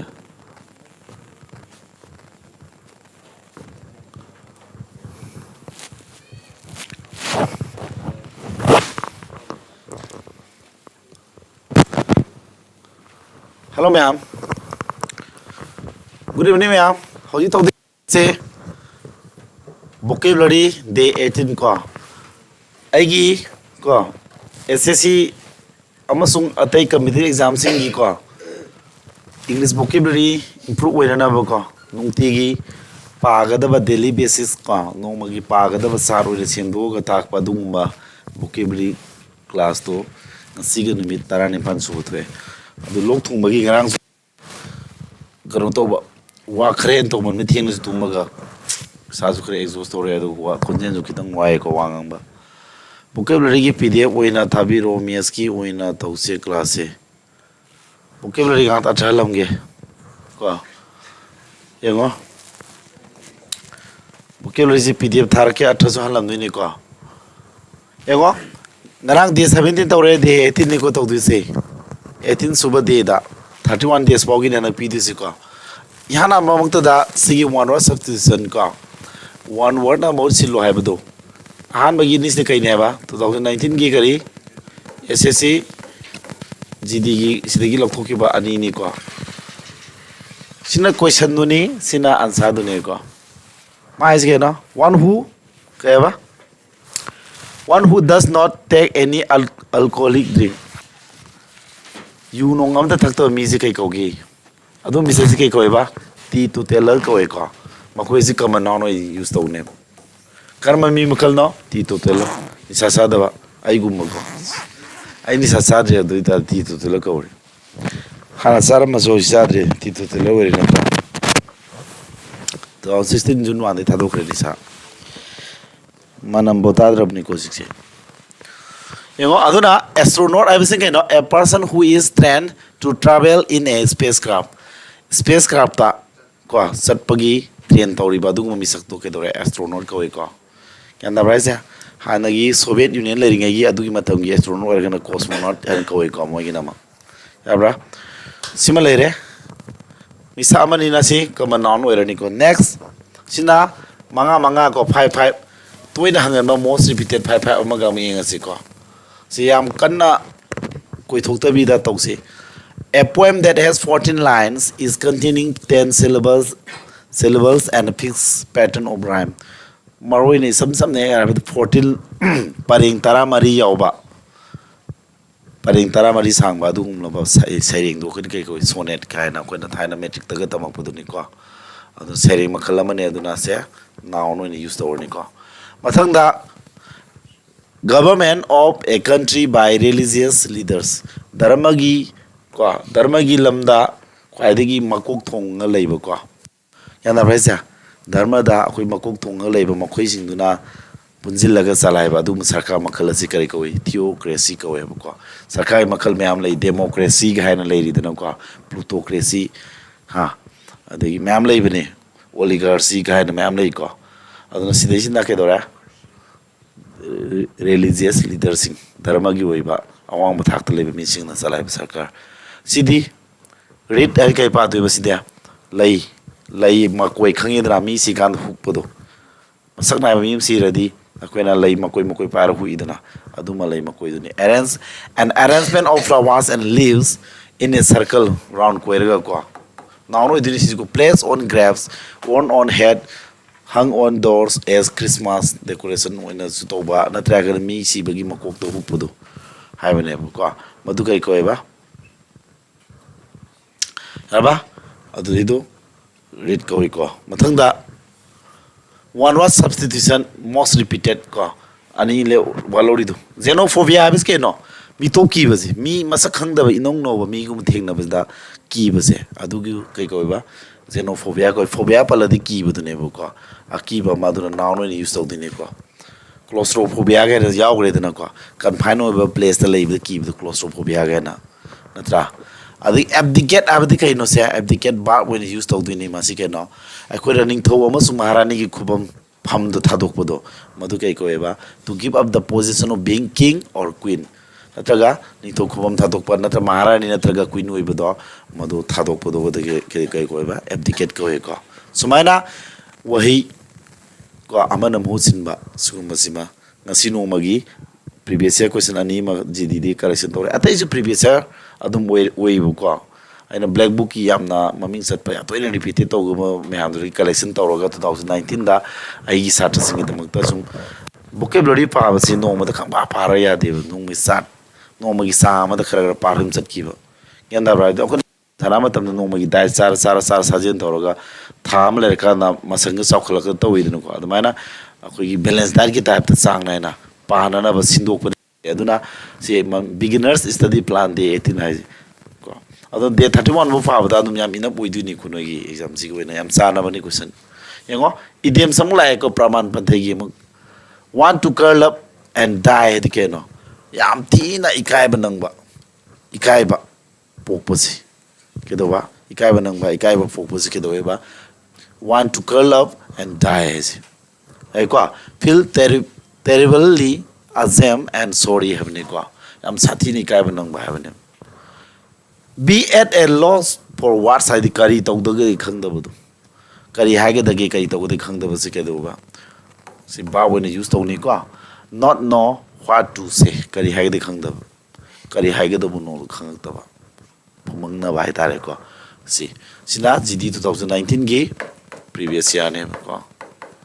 question ani ni adum hangal chatle ko one word substitution gi ani idioms gi ani hange mathang the expected among mathang hang pya ba toina repeat to gon khara me died in harness habs ke no kana go mama ma gi service ta gi tok tring ai po tha dring ri tia sa tring matam jida ma ji si be se madu ke do died in harness ko kya da bai se si be died while working or to die while in service matam no dring da si be se so obli piris ani maximum answer be ai ko draw a blank hai ke no draw a blank as it was used to di ni ko mama died in harness si do while bawon is to he died in harness sina bai makha pol na koi bab aina pire se ai use to ba paro special amna kai kana matam nahi english ta koi sentence ama da use to matam da aku ba waraga di action phongdok poni use to duini noun waraga di subject natraga object oi sina doi sumana si sina ba hina basi matang sida magi idiom se wasteable sina tawri se kanai mathau tawi paro special samagi oina mathau tawri ni baki mathau tawri bra noun mathau tawri bra do sum iram mai wani ko draw a blank habdi kai no my thiba kya da price my pak ta bai tare ko na check na fine no favor approval phang da bai bane ko aya ba phang da kya da price mathang da fair weather friends misa amane karma friend misa amane ko friend da tare ko friend da karma friend wai tara ga di kari gum matam da nangi kanari kanana nangon napsin ba kudong sab long no hona ba aduga nangi ke do ba wara kana no hundu sat pa adug ma friend marupto aduba kuna pair whether friends ko friends in good times has ko suppose only when easy and convenient ko a friend who deserts you in difficult kudung thi tanga thadokiba adagi sida oblique piri adu mansa be ko suppose only when easy and convenient ko nangna nungairaga yamna phibam phara leri kanda convenient we be easy we condition lei kanda na mating pangduni friends in good times aphaba matamda nangna punsi de yai phaba adagi nungai fna phale kanda na nungai phadra kanda na friend we de adu mami have sum meaning ze kitang thaido kitang meaning di main meaning di mana ba wai wata samai thaido ga dum ansa je amana tram we be have aduna heng sida lere mi sina taba to pa ma ire maga sunang na mado meaning du siga sana ba thiga dawne gyan da happy sana ba thiga dawne gyan dai ko hausikan di idiom sama pirame aduga makada piri bo option sing asidagi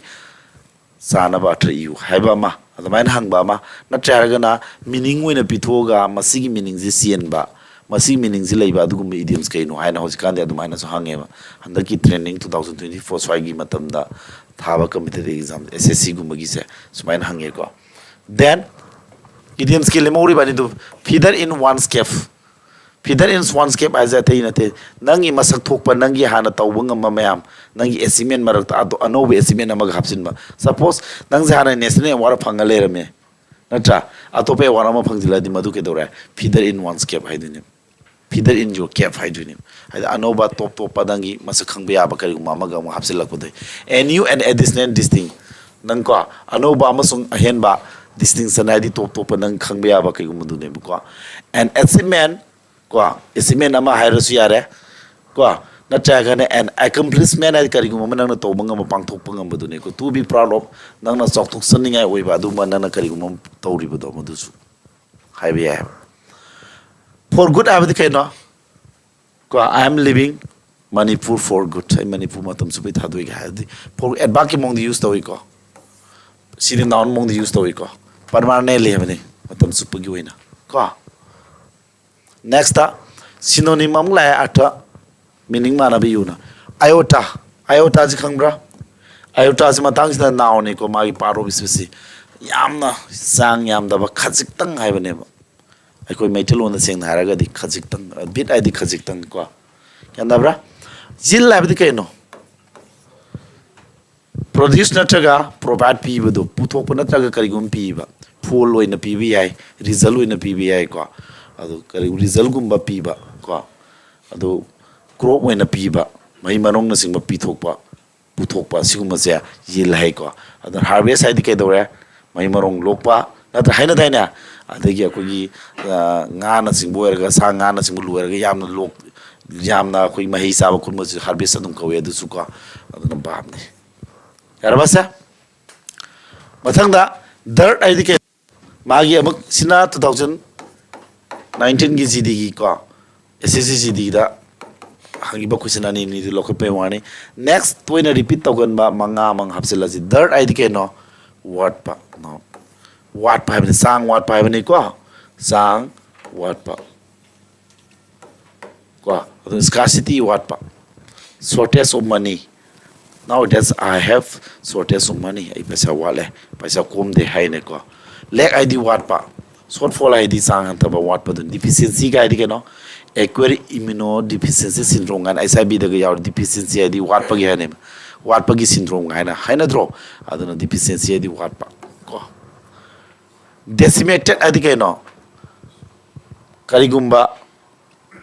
yamna sang na mangan thagan baje karigumba si adjective ni use tawdini decimated adi yam na thina mangan takan badu yam ka he na mangan takan ma je decimated oi ba kawe ko destroy adi mangan takan ba annihilate abadi ko karigumba sanga gumba oi be ai ko yam na he na paktak na hatok pa mangan ba je annihilate kawe demolish ka is di ko accidentally ko gi akaya tu thon masina demolish ko sidi accidentally to busina demolish ko ha kaji tilaw sit padina thur phalang ka di madu ke dora demolish ko dini adi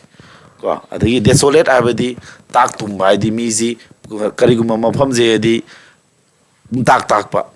mi nong leita dan pum tak tan isik chiaga leibase desolate ka kawiko sumaina. Next, synonym deliberate id keno karigum taw matamda deliberately haragane ba mamlak ni deliberate hadi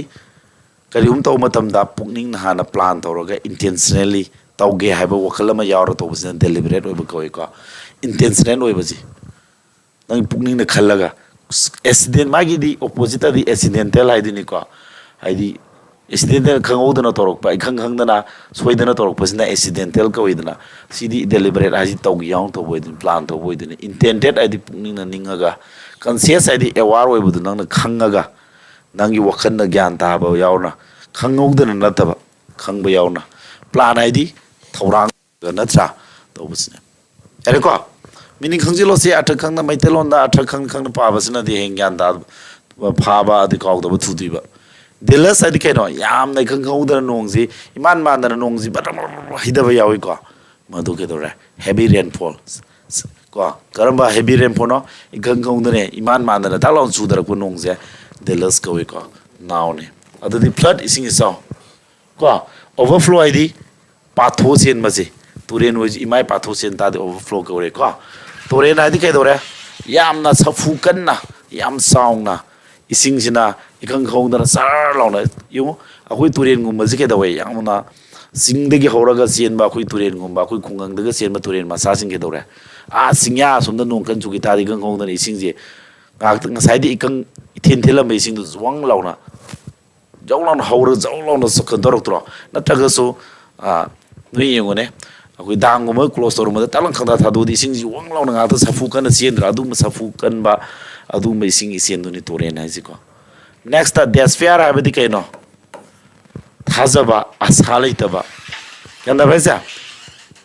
asalai taba ningba kai badu ni ko maizari habedi wakhan wa ba kanda bhaisa set wa ba dejection ha dejection ai wakhan wa badu ni ko adjective ta dejected ka you look dejected nang ji yam wa no uida puning wa no uida kai gum sina sina adjective when use to we one now ni ko sini depression ai kaino puning wakhal wa badu na tro ha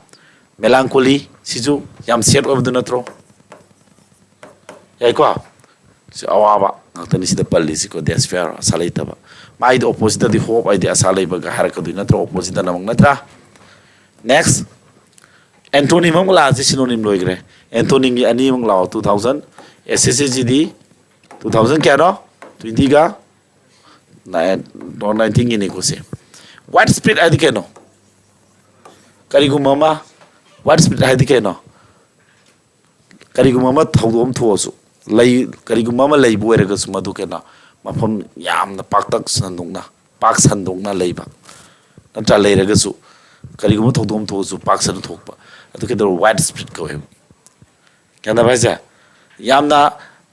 pak san na mangan ta mori what spirit demes ka bi ai natra what spirit demes ko yam na paktak na mangan taan ba hairse limited id keno limited id akak na mangang khoi me menung de leibu su hai ko atupa meaning ne aduna tab limited id sang yam da ba yanda braja sang yam da ba si jo adum limited hai yanda bra adi magi akak na mangang khoi ma da leibu do adu su limited ka wei ko yanda braja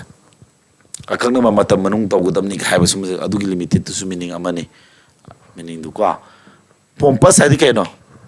pompous habedi pretentious ka badu mi ngonda afaba sasina badu mi ji leidana mamukti phatana ko mi lakana ko gi ngang sakpa yamna pharaga ko gi ma ja afaba ni ga hana afaba malan ba phaja manung da tin chang ba du mi adu ma ji ko pompous oib ko we kanda braisa humble hajdi mi ngonda nolung satuni mi phaba oidini ko humble oibu ka afaba mi oiba hajdi humble haba gunji chenduini ko nolung na satpa ha mi ngonda fana sat pai bani nung sat pai sina pompa sai di apa ba sadu ni kanda braisa ko oidu pretentious sai di toksin na ba malan na ba sa ba pretentious like ko as all I di no as all I di mi ngonda kana gumba as all na on da haraga di ko mi ngonda ko gi physically attack to budu adu gi crime du ko as all ko ina traga na bawon sin na na physically mi ngonda attack to budu ha nung pare mi ngonda thar khodan taw tar madu assault to ko kanda baise physically attack to se assault ko defend ade ke taw tar adu ta dia ꯉꯥꯛꯊꯣꯛꯄ ꯍꯥꯏꯗꯨꯅꯤ ꯅꯠꯇ꯭ꯔꯥ ꯔꯤꯇ꯭ꯔꯤꯠꯁꯤ ꯀꯩꯁꯤꯅꯦ ꯑꯩꯈꯣꯏꯅ ꯀꯔꯤꯒꯨꯝꯕ ꯂꯥꯟꯒꯨꯝꯕ ꯁꯣꯛꯅꯕ ꯅꯠꯇ꯭ꯔꯒ ꯀꯩꯒꯨꯝꯕ ꯑꯃ ꯑꯩꯈꯣꯏꯅ ꯍꯣꯠꯅꯕ ꯃꯇꯝꯁꯤꯗ ꯃꯥꯏꯊꯤꯔꯅꯤ ꯈꯪ ꯇꯥꯔꯗꯤ ꯑꯩꯈꯣꯏꯅ ꯃꯅꯤꯡ ꯍꯟꯕꯁꯦ ꯔꯤꯇ꯭ꯔꯤꯠ ꯀꯧꯏꯀꯣ ꯂꯥꯟꯒꯨꯝꯕꯗꯒ ꯁꯤꯖꯤꯟꯅꯩ ꯄ꯭ꯔꯣꯇꯦꯛꯁꯟ ꯍꯥꯏꯗꯤ ꯉꯥꯛꯊꯣꯛꯄ ꯁꯦꯀ꯭ꯌꯨꯔꯤꯇꯤ ꯍꯥꯏꯕꯗꯤ ꯄ꯭ꯔꯣꯇꯦꯛꯁꯟ ꯆꯞ ꯃꯥꯟꯅꯩꯀꯣ ꯁꯦꯀ꯭ꯌꯨꯔꯤꯇꯤ ꯍꯥꯏꯗꯤ ꯀꯣ ꯉꯥꯛꯊꯣꯛꯆꯕ ꯁꯦꯀ꯭ꯌꯨꯔꯤꯇꯤ ꯏꯁꯥꯒꯤ ꯀꯩꯗꯧꯕ ꯁꯦꯀ꯭ꯌꯨꯔ ꯂꯩꯅ ꯂꯩꯕꯁꯦ ꯀꯣ ꯁꯦꯜꯇꯔ ꯍꯥꯏꯗꯤ ꯑꯩꯈꯣꯏ ꯃꯐꯝ ꯆꯥꯅ ꯂꯩꯕ ꯑꯗꯒꯤ ꯑꯦꯛꯖꯥꯝꯄꯜ ꯍꯥꯏꯕꯗꯤ ꯀꯩꯅꯣ ꯚꯥꯕꯅꯤ ꯄꯨꯟꯁꯤꯟꯕ ꯍꯥꯏꯕ ꯅꯠꯇ꯭ꯔꯥ ꯒꯦꯗꯔ ꯇꯧꯕ ꯄꯨꯟꯁꯤꯟꯕꯗꯨꯅꯦꯕ ꯀꯂꯦꯛ ꯇꯧꯕꯗꯨꯅꯦꯕ ꯑꯦꯀ꯭ꯌꯨꯃꯨꯂꯦꯠ ꯇꯧꯕ ꯄꯨꯟꯁꯤꯟꯕꯗꯨꯅꯦꯕꯀꯣ ꯃꯥꯏꯗꯤ ꯀꯩꯗꯧ ꯇꯥꯔꯦ ꯆꯥꯏꯈꯥꯏꯈꯤꯕ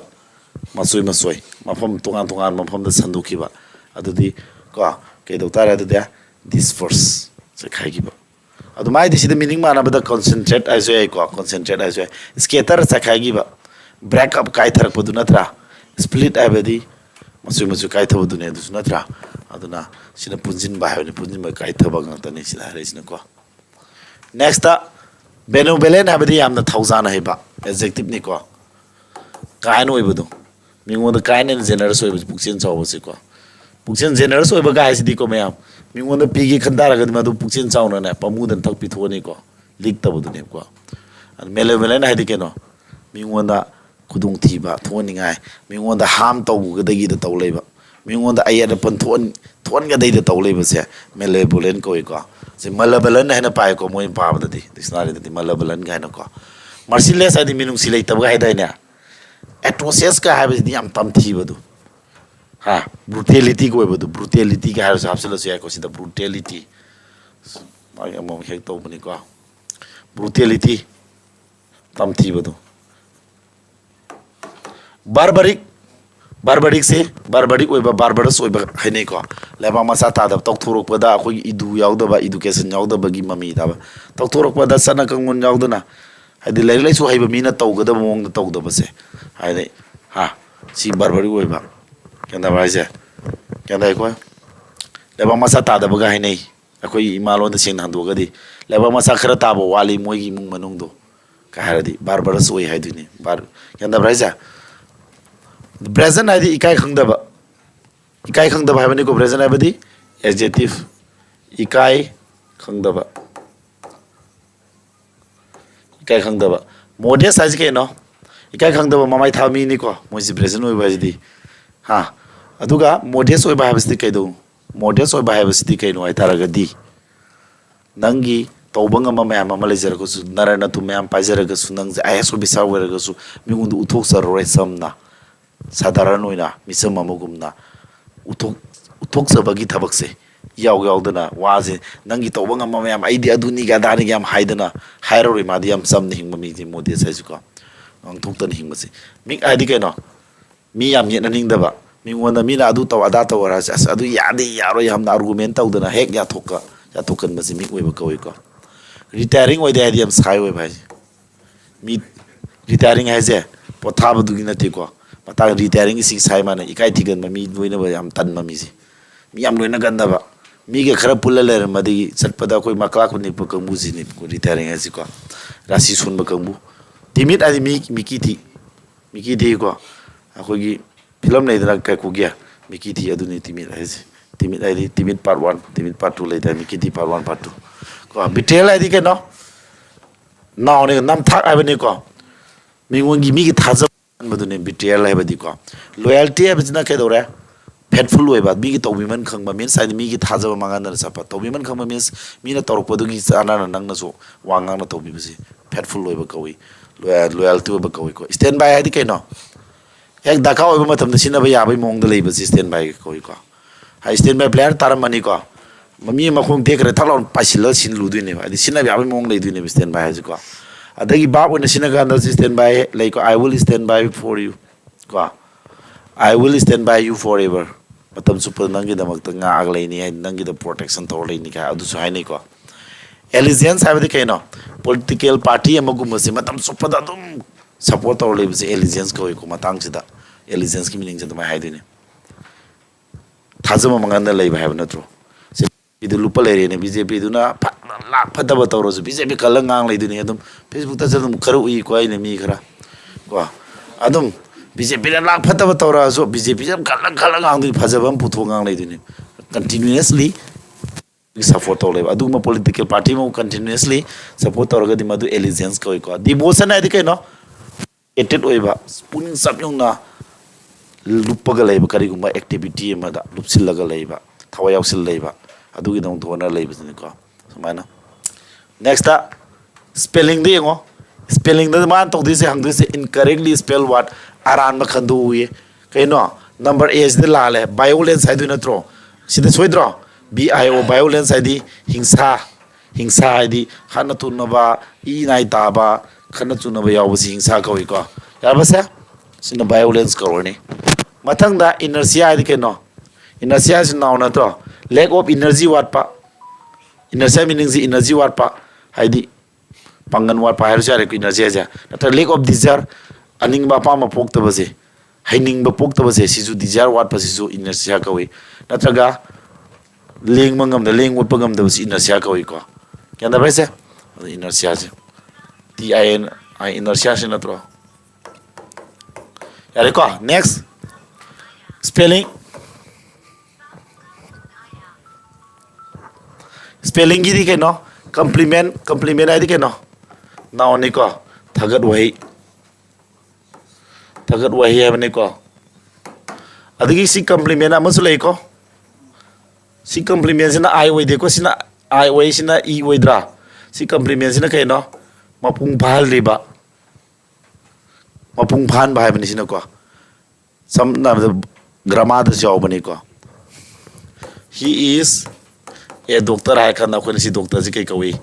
compliment kawi ga na subjective compliment ga na ko grammar da sina kani si ki subject si bu mapung phal le he is kana no mapung phad re ma ai ji kana no khang de ma ai ji mapung phana na ba marks fully si da a doctor marks doctor amani hai bu wai sina ra ga mapung phal aduna sida yauri ba a doctor se subject ori ba hi ju mapung phal ha ba da makta ko na subjective compliment ga na grammar da sina bu what to name si grammar du ne compliment ai du ne ko si compliment ai wo bisna thagat wai habni courageous ai di thona phaba na tro adagi sina ditar ai di ke no si jo kari guma ma tawdana ba hai badu tawdana ba hai ba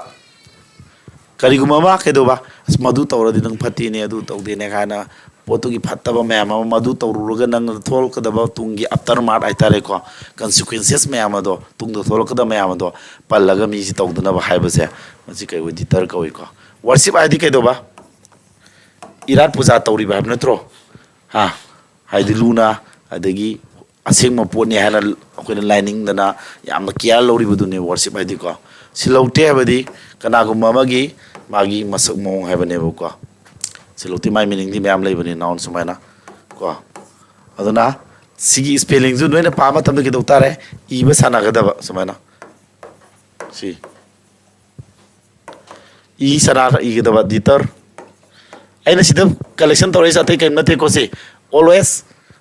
and already hana hangra bang tani ko madu ka to bane ado amu repeat tor pe ai tor to bi ai ko ado khangjilu ado noi dharya bane hang jum khangjilu ko dharya bana ang maja dum ira lai de dana ado accommodate banan hangali a double c oidura c m ka to oidura ko sida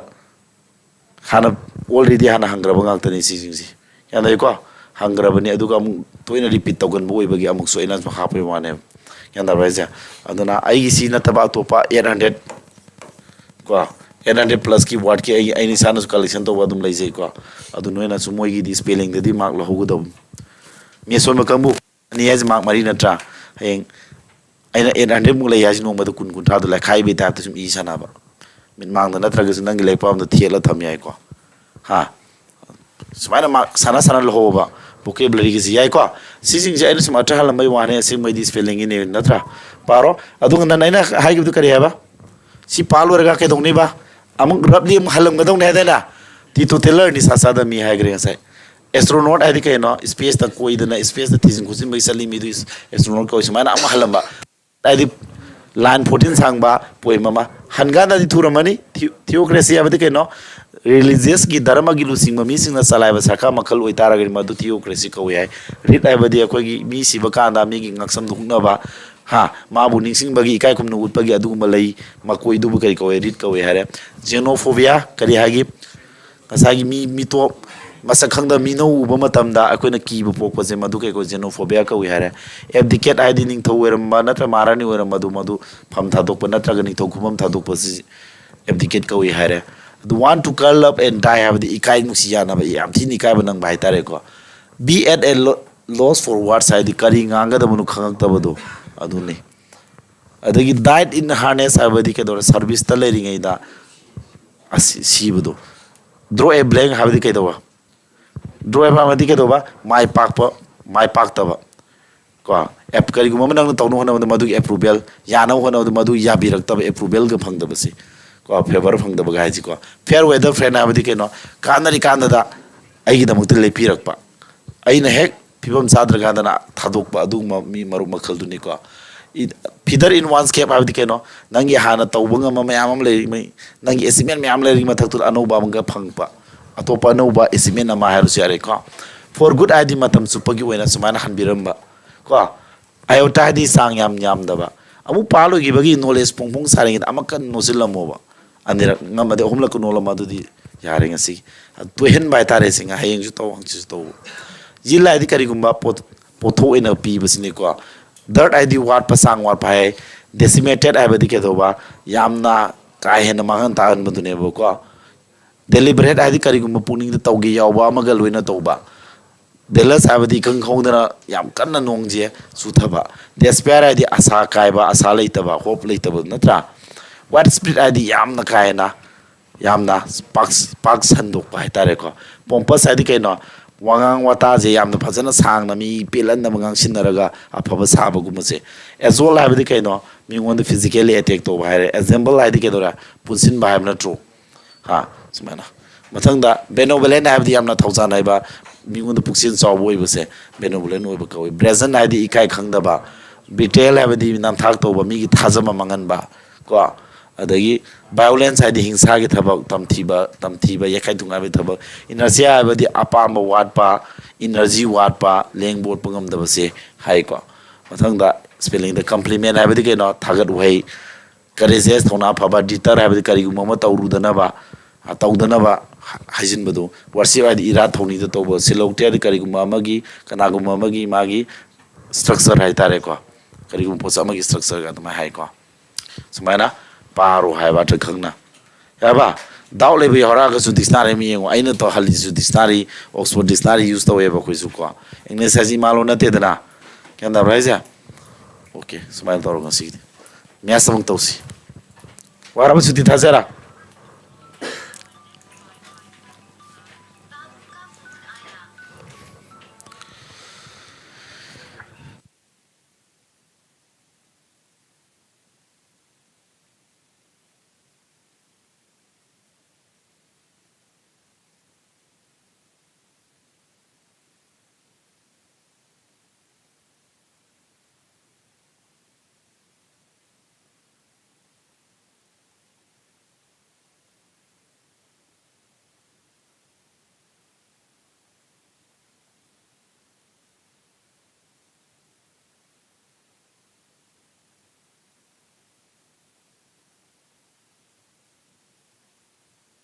okay mathematics to gizara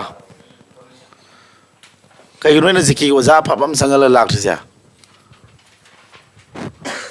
bilai trabo akoi re ndal ya ngang ngam lakti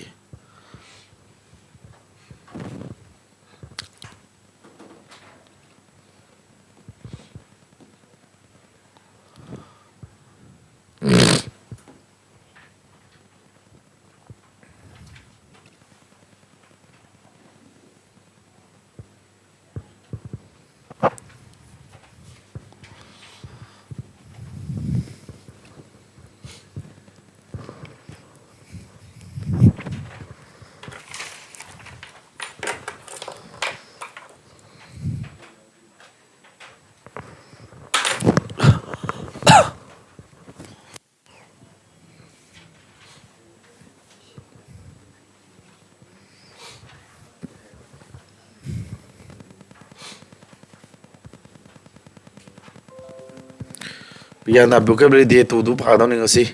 wan pharba ngomna ni phanam to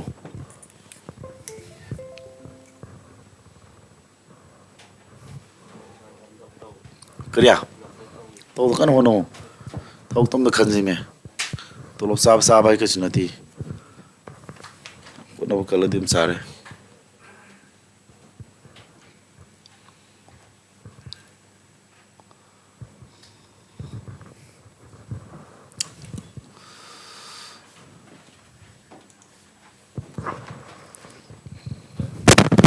मैं mess तो किसे हम नत्रा okay mathematics में आप mathematics तो से sir Agniveer foundation हौरबो यावसे के अग्निवीर से आई ममांग मी तारीख निपान खलेबो को हंद की दो अग्निवीर से एसिमेंट से को होय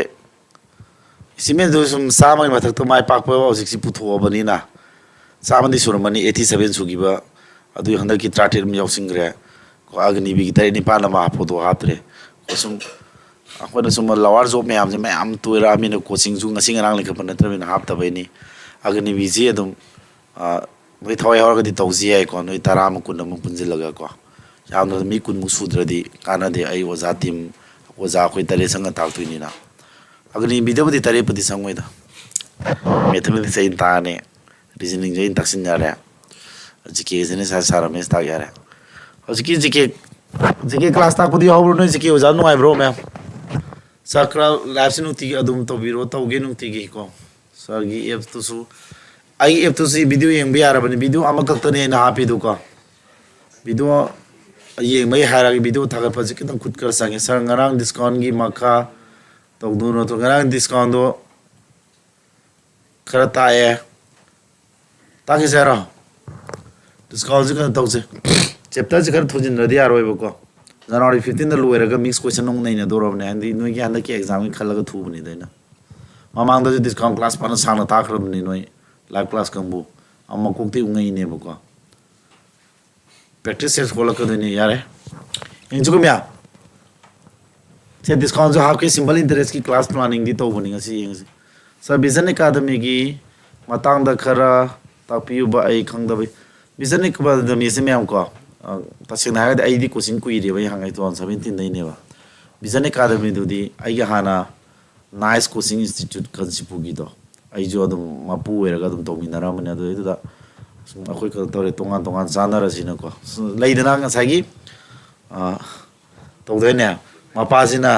मसाजे मुंग नुपी थीदोरेसे इपागी लमजे सी तौरगा तोंगान जानर याम नुसिनबई तामदा दमाना इमानबा अमदुना मागी अमतो अइना आइगी अम तौर सुमाइना तौबनिदा को अदुई वाणीनी अदुमाइन तौरे अदो आइगी नमक मिंगदु ngसागी हानागी नाइसदु तौबुदि नुंगाइतमिना को एना ममिंग अमा सुम मणिपुगी को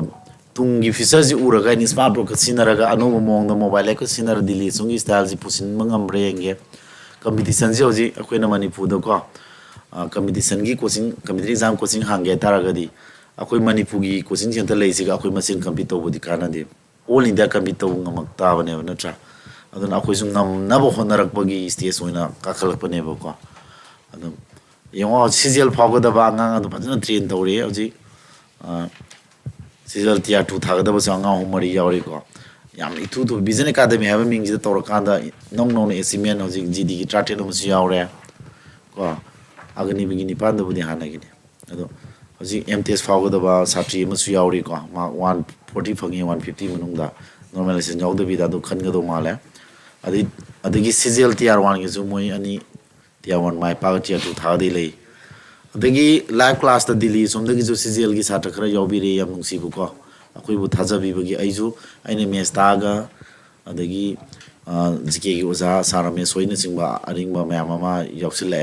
अदि इंग्लिश की जो ओजानी सुरबनी रीजनिंग की जो मैम अमा यावरबनी आइगी जो टीम लिंगे को अखोइ मैम जिना ओजा ओरिबा खोइसु कंपीट कंतोए तानै बहिंग जो मीटिंग ले अखोइ मैम पुल्ला कमाइ तोर अखोइ मणिपुर ले साथ सिंगसे लेवेन खर वांखत नाय तारे को लाइक ताकपदी याम हाइनरबनी ओजा हेबे याम ले मणिपुर को लाइक ताकप हाइबई मथक प्लस कंटेंट जी फजाना सेमगा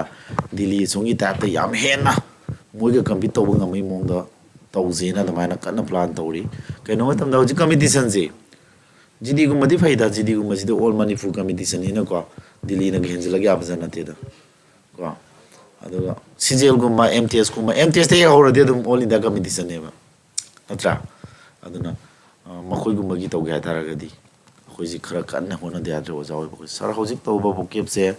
ꯀꯣꯟꯅ ꯑꯗꯨꯝ ꯌꯦꯡꯕ ꯌꯥꯗꯦ ꯌꯥꯗꯣꯏꯅꯤ ꯀꯣꯟꯅ ꯌꯦꯡꯕ ꯌꯥꯅꯕ ꯃꯣꯕꯥꯏꯜ ꯑꯦꯞꯇ ꯊꯥꯒꯠꯇꯣꯏꯅꯤ ꯑꯩꯒꯤꯗꯤꯀꯣ ꯍꯧꯔꯤꯁꯤ ꯃꯌꯥꯝ ꯁꯤꯝꯄꯜ ꯏꯟꯇꯔꯦꯁ ꯍꯥꯏꯁꯤ ꯀꯩꯅꯣ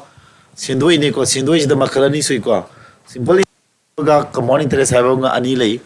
ꯃꯌꯥꯝ ꯈꯪꯕ꯭ꯔꯥ ꯁꯤꯝꯄꯜ ꯏꯟꯇꯔꯦꯁ ꯀꯃꯥꯎꯟ ꯏꯟꯇꯔꯦꯁ ꯀꯔꯤ ꯈꯦꯠꯅꯩ ꯈꯪꯕ꯭ꯔꯥ ꯁꯤꯝꯄꯜ ꯏꯟꯇꯔꯦꯁ ꯀꯃꯥꯎꯟ ꯏꯟꯇꯔꯦꯁꯀꯁꯦ ꯃꯌꯥꯝ ꯁꯤꯝꯄꯜ ꯏꯟꯇꯔꯦꯁꯇꯤ ꯈꯪꯉꯝꯃꯅꯤꯀꯣ ꯀꯃꯥꯎꯟ ꯏꯟꯇꯔꯦꯁꯁꯨ ꯈꯪꯉꯝꯃꯅꯤ ꯑꯗꯨꯏꯗꯨꯗ ꯑꯅꯤꯒꯤ ꯗꯤꯐ꯭ꯔꯦꯟꯁꯁꯤ ꯃꯇꯦꯛ ꯑꯃ ꯎꯠꯂꯝꯒꯦ ꯌꯦꯡꯉꯨ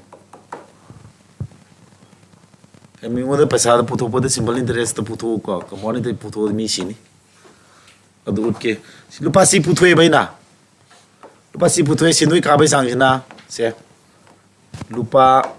10,000ꯁꯤ ꯄꯨꯊꯣꯛꯑꯦꯕ ꯄꯤ ꯍꯥꯏꯁꯦ ꯄ꯭ꯔꯤꯟꯁꯤꯄꯥꯜꯅꯤ ꯃꯤꯉꯣꯟꯗ ꯁꯦꯟꯗꯣꯏ ꯀꯥꯅꯅꯕ ꯄꯨꯊꯣꯛꯄ ꯄꯩꯁꯥꯗꯨꯅꯤ ꯁꯦꯟꯗꯣꯏꯁꯤꯅ 10% ꯀꯥꯔꯦꯅ ꯈꯜꯂꯣ ꯄꯔ ꯑꯦꯅꯝ ꯍꯥꯏꯗꯤ ꯆꯍꯤꯗ ꯁꯤꯝꯄꯜ ꯏꯟꯇꯔꯦꯁ ꯀꯃꯥꯎꯟ ꯏꯟꯇꯔꯦꯁ ꯀꯔꯤ ꯈꯦꯠꯅꯒꯦ ꯑꯃꯇ ꯌꯦꯡꯁꯤꯀꯣ ꯁꯤꯝꯄꯜ ꯏꯟꯇꯔꯦꯁꯇꯗꯤ ꯀꯩꯗꯧꯏ ꯁ꯭ꯄꯣꯇꯤꯡ ꯏꯔꯒꯨꯝꯕꯁꯤ ꯇꯧꯒꯦ ꯃꯌꯥꯝ ꯑꯩꯗꯤ ꯏꯪꯂꯤꯁꯀꯤ ꯑꯣꯖꯥꯗꯤ ꯅꯠꯇꯦꯕꯀꯣ ꯁꯨꯝ ꯑꯩꯅ ꯕꯣꯀꯦꯕꯔꯤꯒꯨꯝꯕꯁꯦ ꯑꯩ ꯁꯥꯇ꯭ꯔꯁꯤꯡ ꯁꯨꯝ ꯑꯩꯒꯤꯗꯤ ꯑꯩ ꯍꯩꯖꯕꯗꯨ ꯁꯥꯇ꯭ꯔ ꯇꯥꯛꯄꯤꯕ ꯑꯗꯨꯒꯤ ꯈꯟꯕ ꯑꯩꯒꯤꯗꯤ ꯃꯦꯠꯁꯅꯤꯀꯣ ꯌꯦꯡꯉꯣ ꯁꯤꯝꯄꯜ ꯏꯟꯇꯔꯦꯁꯁꯦ ꯐꯥꯔꯁ ꯏꯌꯔꯗꯗꯤ ꯀꯩꯗꯧꯅꯤ ꯈꯪꯕ꯭ꯔꯥ ꯑꯍꯥꯟꯕꯒꯤ ꯆꯍꯤꯁꯦ ꯁꯤꯝꯄꯜ ꯏꯟꯇꯔꯦꯁ ꯀꯩꯗꯧꯅꯤ ꯍꯥꯏꯕ ꯃꯇꯝꯗ ꯀꯝꯄꯥꯎꯟ ꯏꯟꯇꯔꯦꯁ ꯈꯦꯠꯅꯕꯁꯦ ꯌꯦꯡꯉꯨꯀꯣ ꯉꯁꯥꯏꯒꯤ ꯄꯨꯊꯣꯛꯏ ꯄꯩꯁꯥꯗꯨ ꯀꯌꯥꯅꯣ ꯄꯤ ꯁꯤ ꯑꯣꯏꯅ ꯔꯦꯠꯁꯨ ꯀꯌꯥꯅꯣ ꯆꯍꯤꯗ 10% ꯀꯥꯏꯕ ꯅꯠꯇ꯭ꯔꯣ ꯁꯦꯟꯗꯣꯏ ꯀꯌꯥ ꯂꯥꯛꯑꯅꯤ ꯁꯤꯒꯤ 10%ꯗꯤ ꯀꯌꯥꯅꯣ 1,000 ꯂꯥꯛꯑꯅꯤ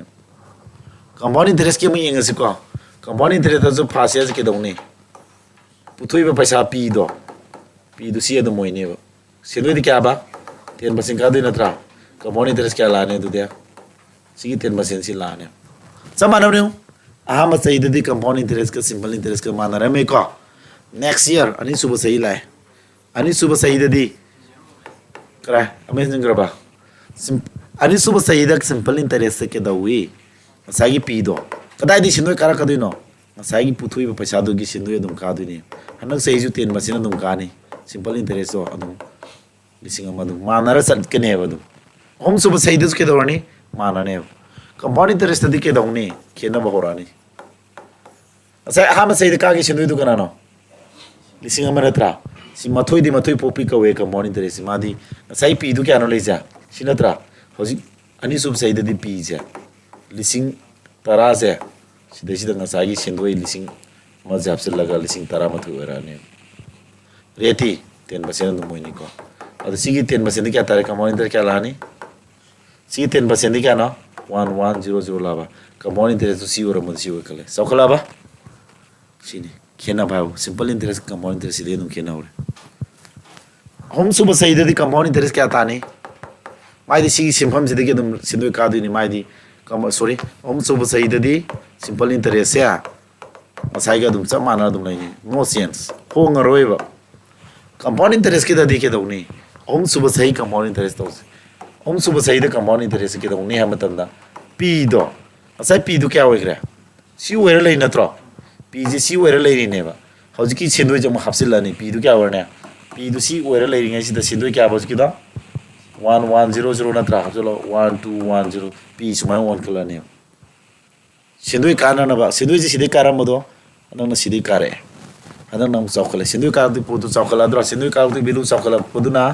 कंपाउंड इंटरेस्ट क्या ओइरने से सिगी 10% क्या ताने 1210 ला को अदुदी सिंपल इंटरेस्ट दी सही गुनिंग पी जी होंगदबनिना प्रिंसिपल जी होंगदबनिना सेंदोय जी सब माना चले कंपाउंड इंटरेस्ट के दोबिनो सेंदोय सही गुनिंग चौखले जाय तारदी principal change तोयो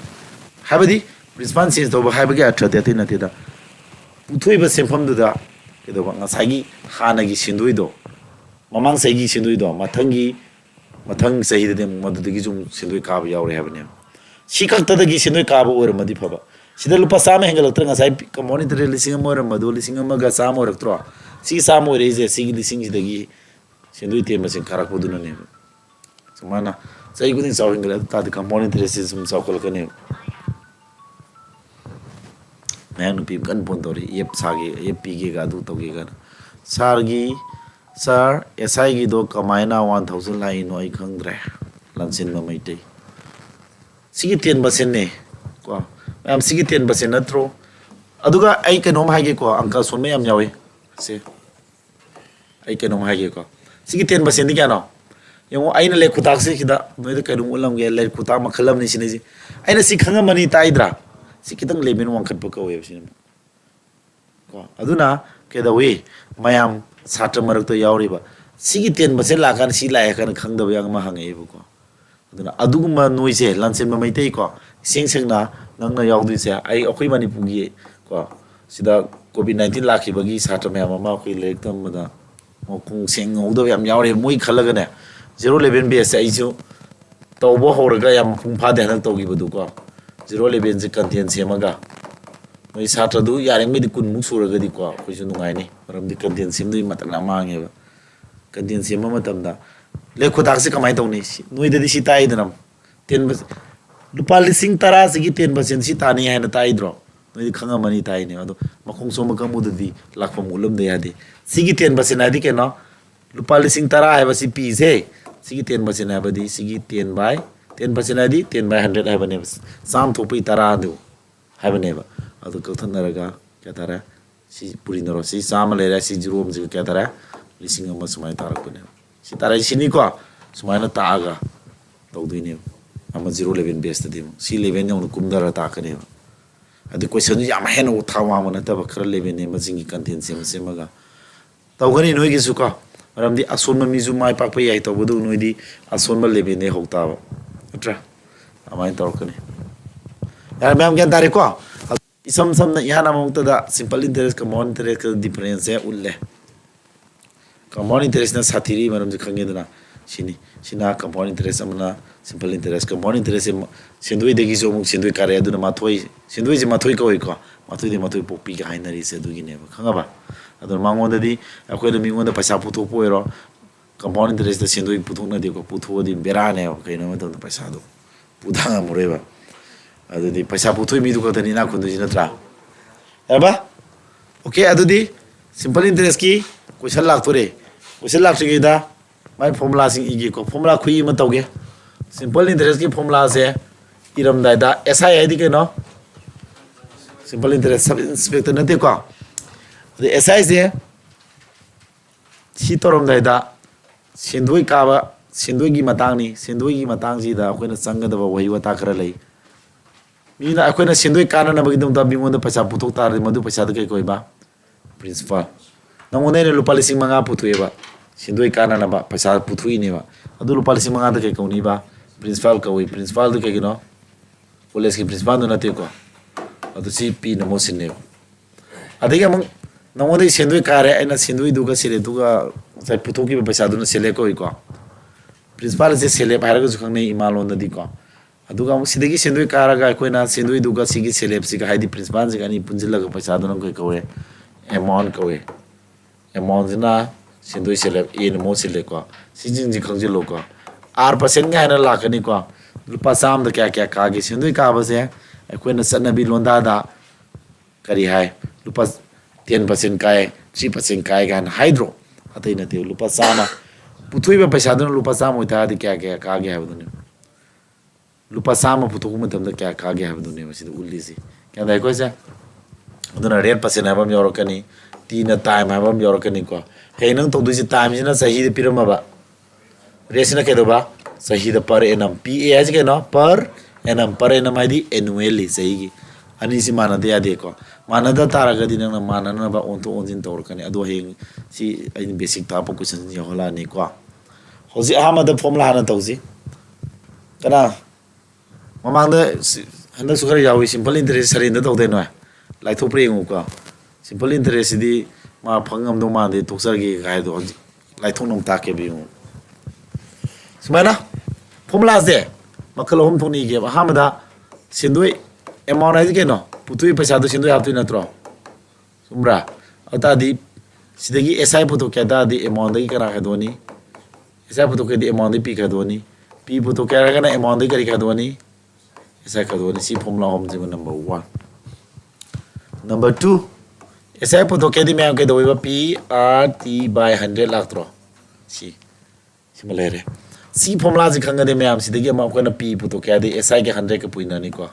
si P ji putu ke di SI ke 100 ke puina raga karana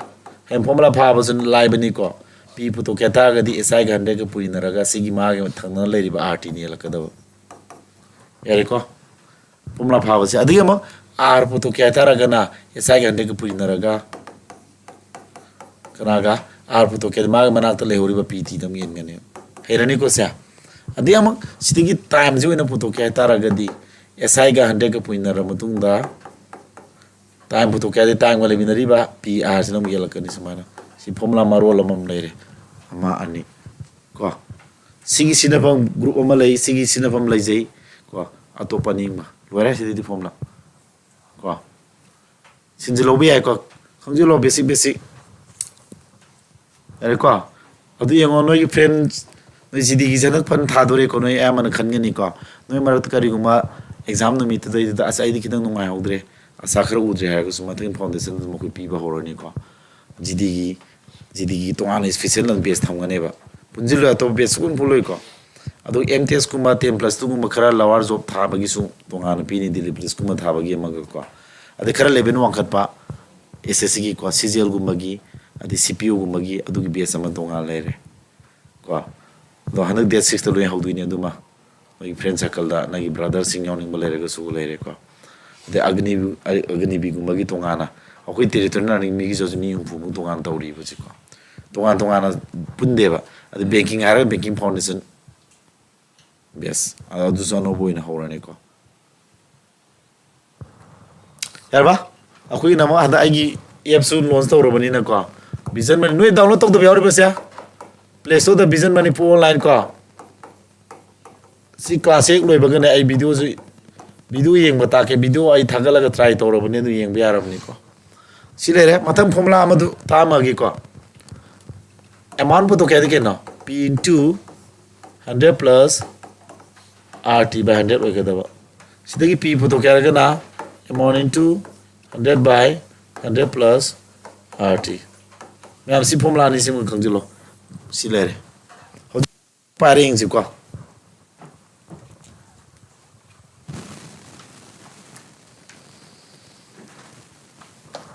pare yarba question si formula se aina group pire se yansin na dabi da ko sigi si ani si mamari le nei si sidigi amadagi ama sador panga tani sidigi si myam sador panga tani sidigi si sador panga tani ko lakhum pun bai tar si group ma aina om to pire si ko yarba lore hoji question apply to ba hoji ko basic question dei hoji some da theory sa ba question ne p pyramid red pyramid time pyramid SI puto ke de hoji formula do kai no P R T by 100 sida 100 se kada de lai no si 100 se sigi symbol jina la ko ne si symbol ji kai manai ba sia makada 100 yen mane ba ko adu si symbol ji gi matung ina 100 la ko ne tawro se adu SI puto ke di P di ka no R di ka no 10 time di 300 si hai ro dro no ya sida ga hai to di no ikai je ko thonaro kya tara adu di 100 nam le re 10 nam le re 3 le re 3 the 0 kya ro lak tu ja suma bo 3 the 0 kya lak tu ba silani ko okay yarba ado aina hoji tang tu je sidi no hai re ba hoji ekoi na sigi resi kya ba और अगर resi 10 basela resi 10 basen je ekoi na sigi symbol je masa si symbol ne tra ko na 100 lakh re sida makada chumbra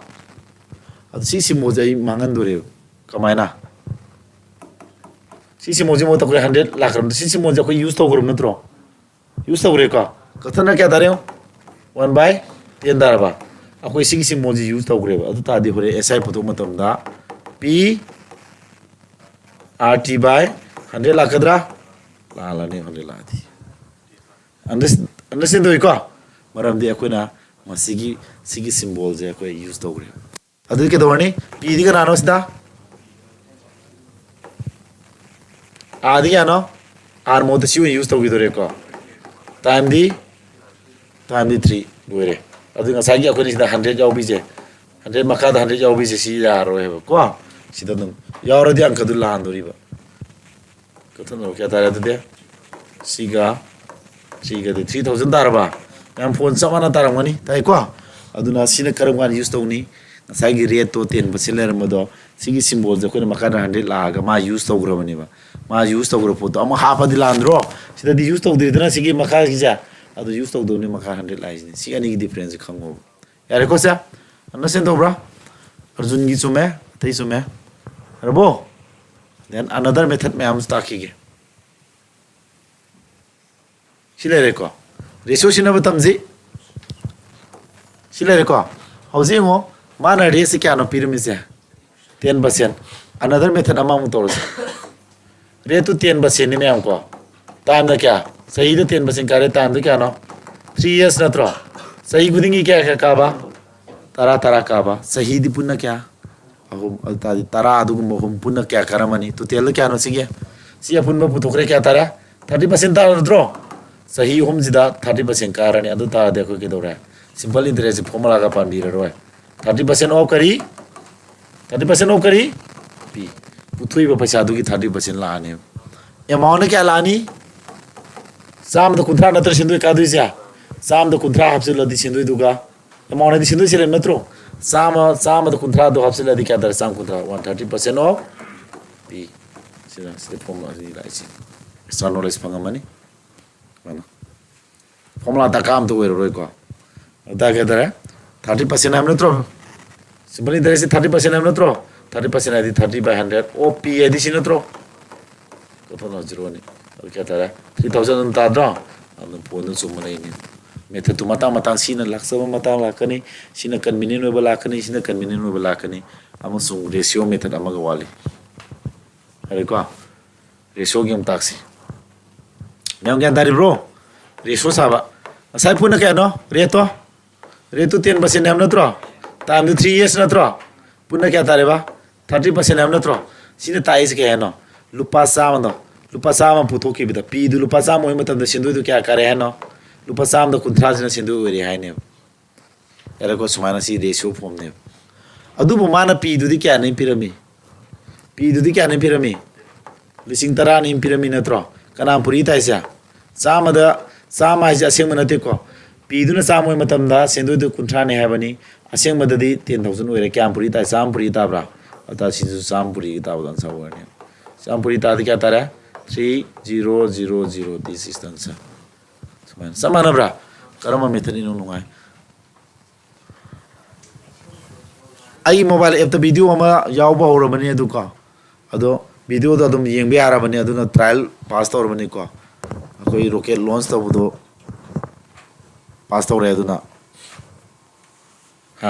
rocket launch to butam mugumne ba to dena isro na rocket launch to re sagi success or ba kena de sar sina to raga success or matham myam saw du maina ko apps video myam thagalani try to woni na nagi yare ko video yeng man ngai re sakhat pa yare sakhi lengira ke dogera lo yare thore aina to res ke na madam da mani pudale ba sat sing sagi paraji ozana jim de lekta khara kaw ba leidno ko adu revision o hendorobne adu video de hanji ngana ko adu tadi which one should be better here karamana pani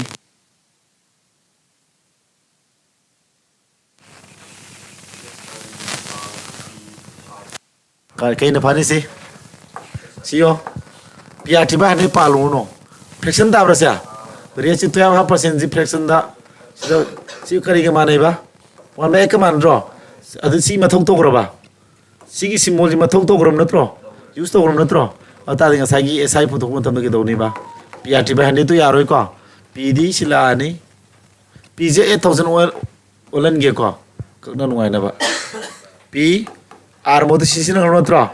time di ke na 3 sit makha da 100 lakh pidu ya gadra yaroi section lo hai ba ya dekho adu si batang da sina nuai drang ka ja sita dro adu nang ngasagi sai PRT ba 100 pano honor kan kitang zigzag line wisilane ang kasi ko adu sinam convenient wore fraction mo to dalong holo busra la dro ratio gi na farasi ratio gi sum yai ko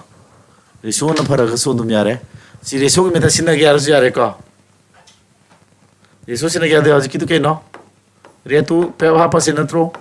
fraction de kya manai ba wa me natro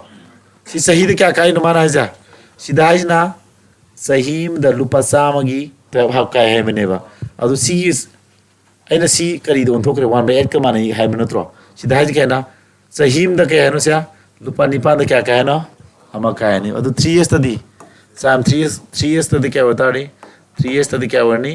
ꯂꯨꯄꯥ ꯅꯤꯄꯥꯟꯗ ꯑꯍꯨꯝ ꯀꯥꯔꯣꯏꯗ꯭ꯔꯣ ꯅꯤꯄꯥꯟꯗ ꯑꯃ ꯀꯥꯕꯅꯦꯕ ꯆꯍꯤ ꯑꯃꯗ ꯆꯍꯤ ꯑꯃꯗꯗꯤ 3ꯅ ꯄꯨꯔꯤꯔꯣꯏꯗ꯭ꯔꯣ 3ꯅ ꯄꯨꯔꯛꯄꯩꯅꯦꯕ ꯁꯤ 3ꯅ ꯄꯨꯔꯛꯑꯒꯗꯤ 3Sꯀꯤꯗꯤ ꯁꯨꯃꯥꯏꯅ ꯇꯥꯔꯅꯤ ꯑꯗꯨꯗꯤ ꯔꯦꯁꯤꯌꯣ ꯁꯥꯔꯣ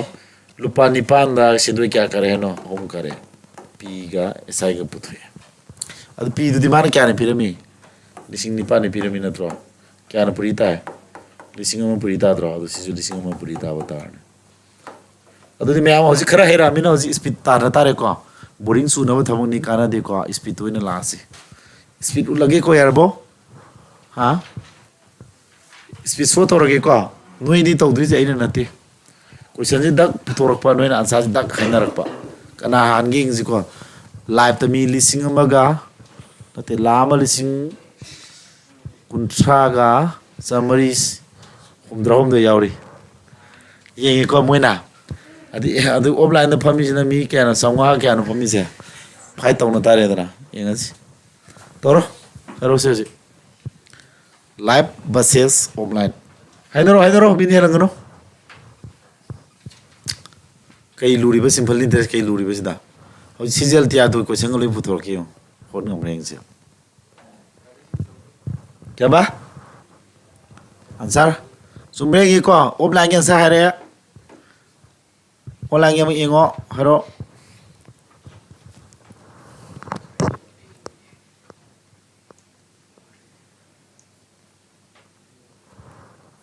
ꯍꯥꯏꯔꯣ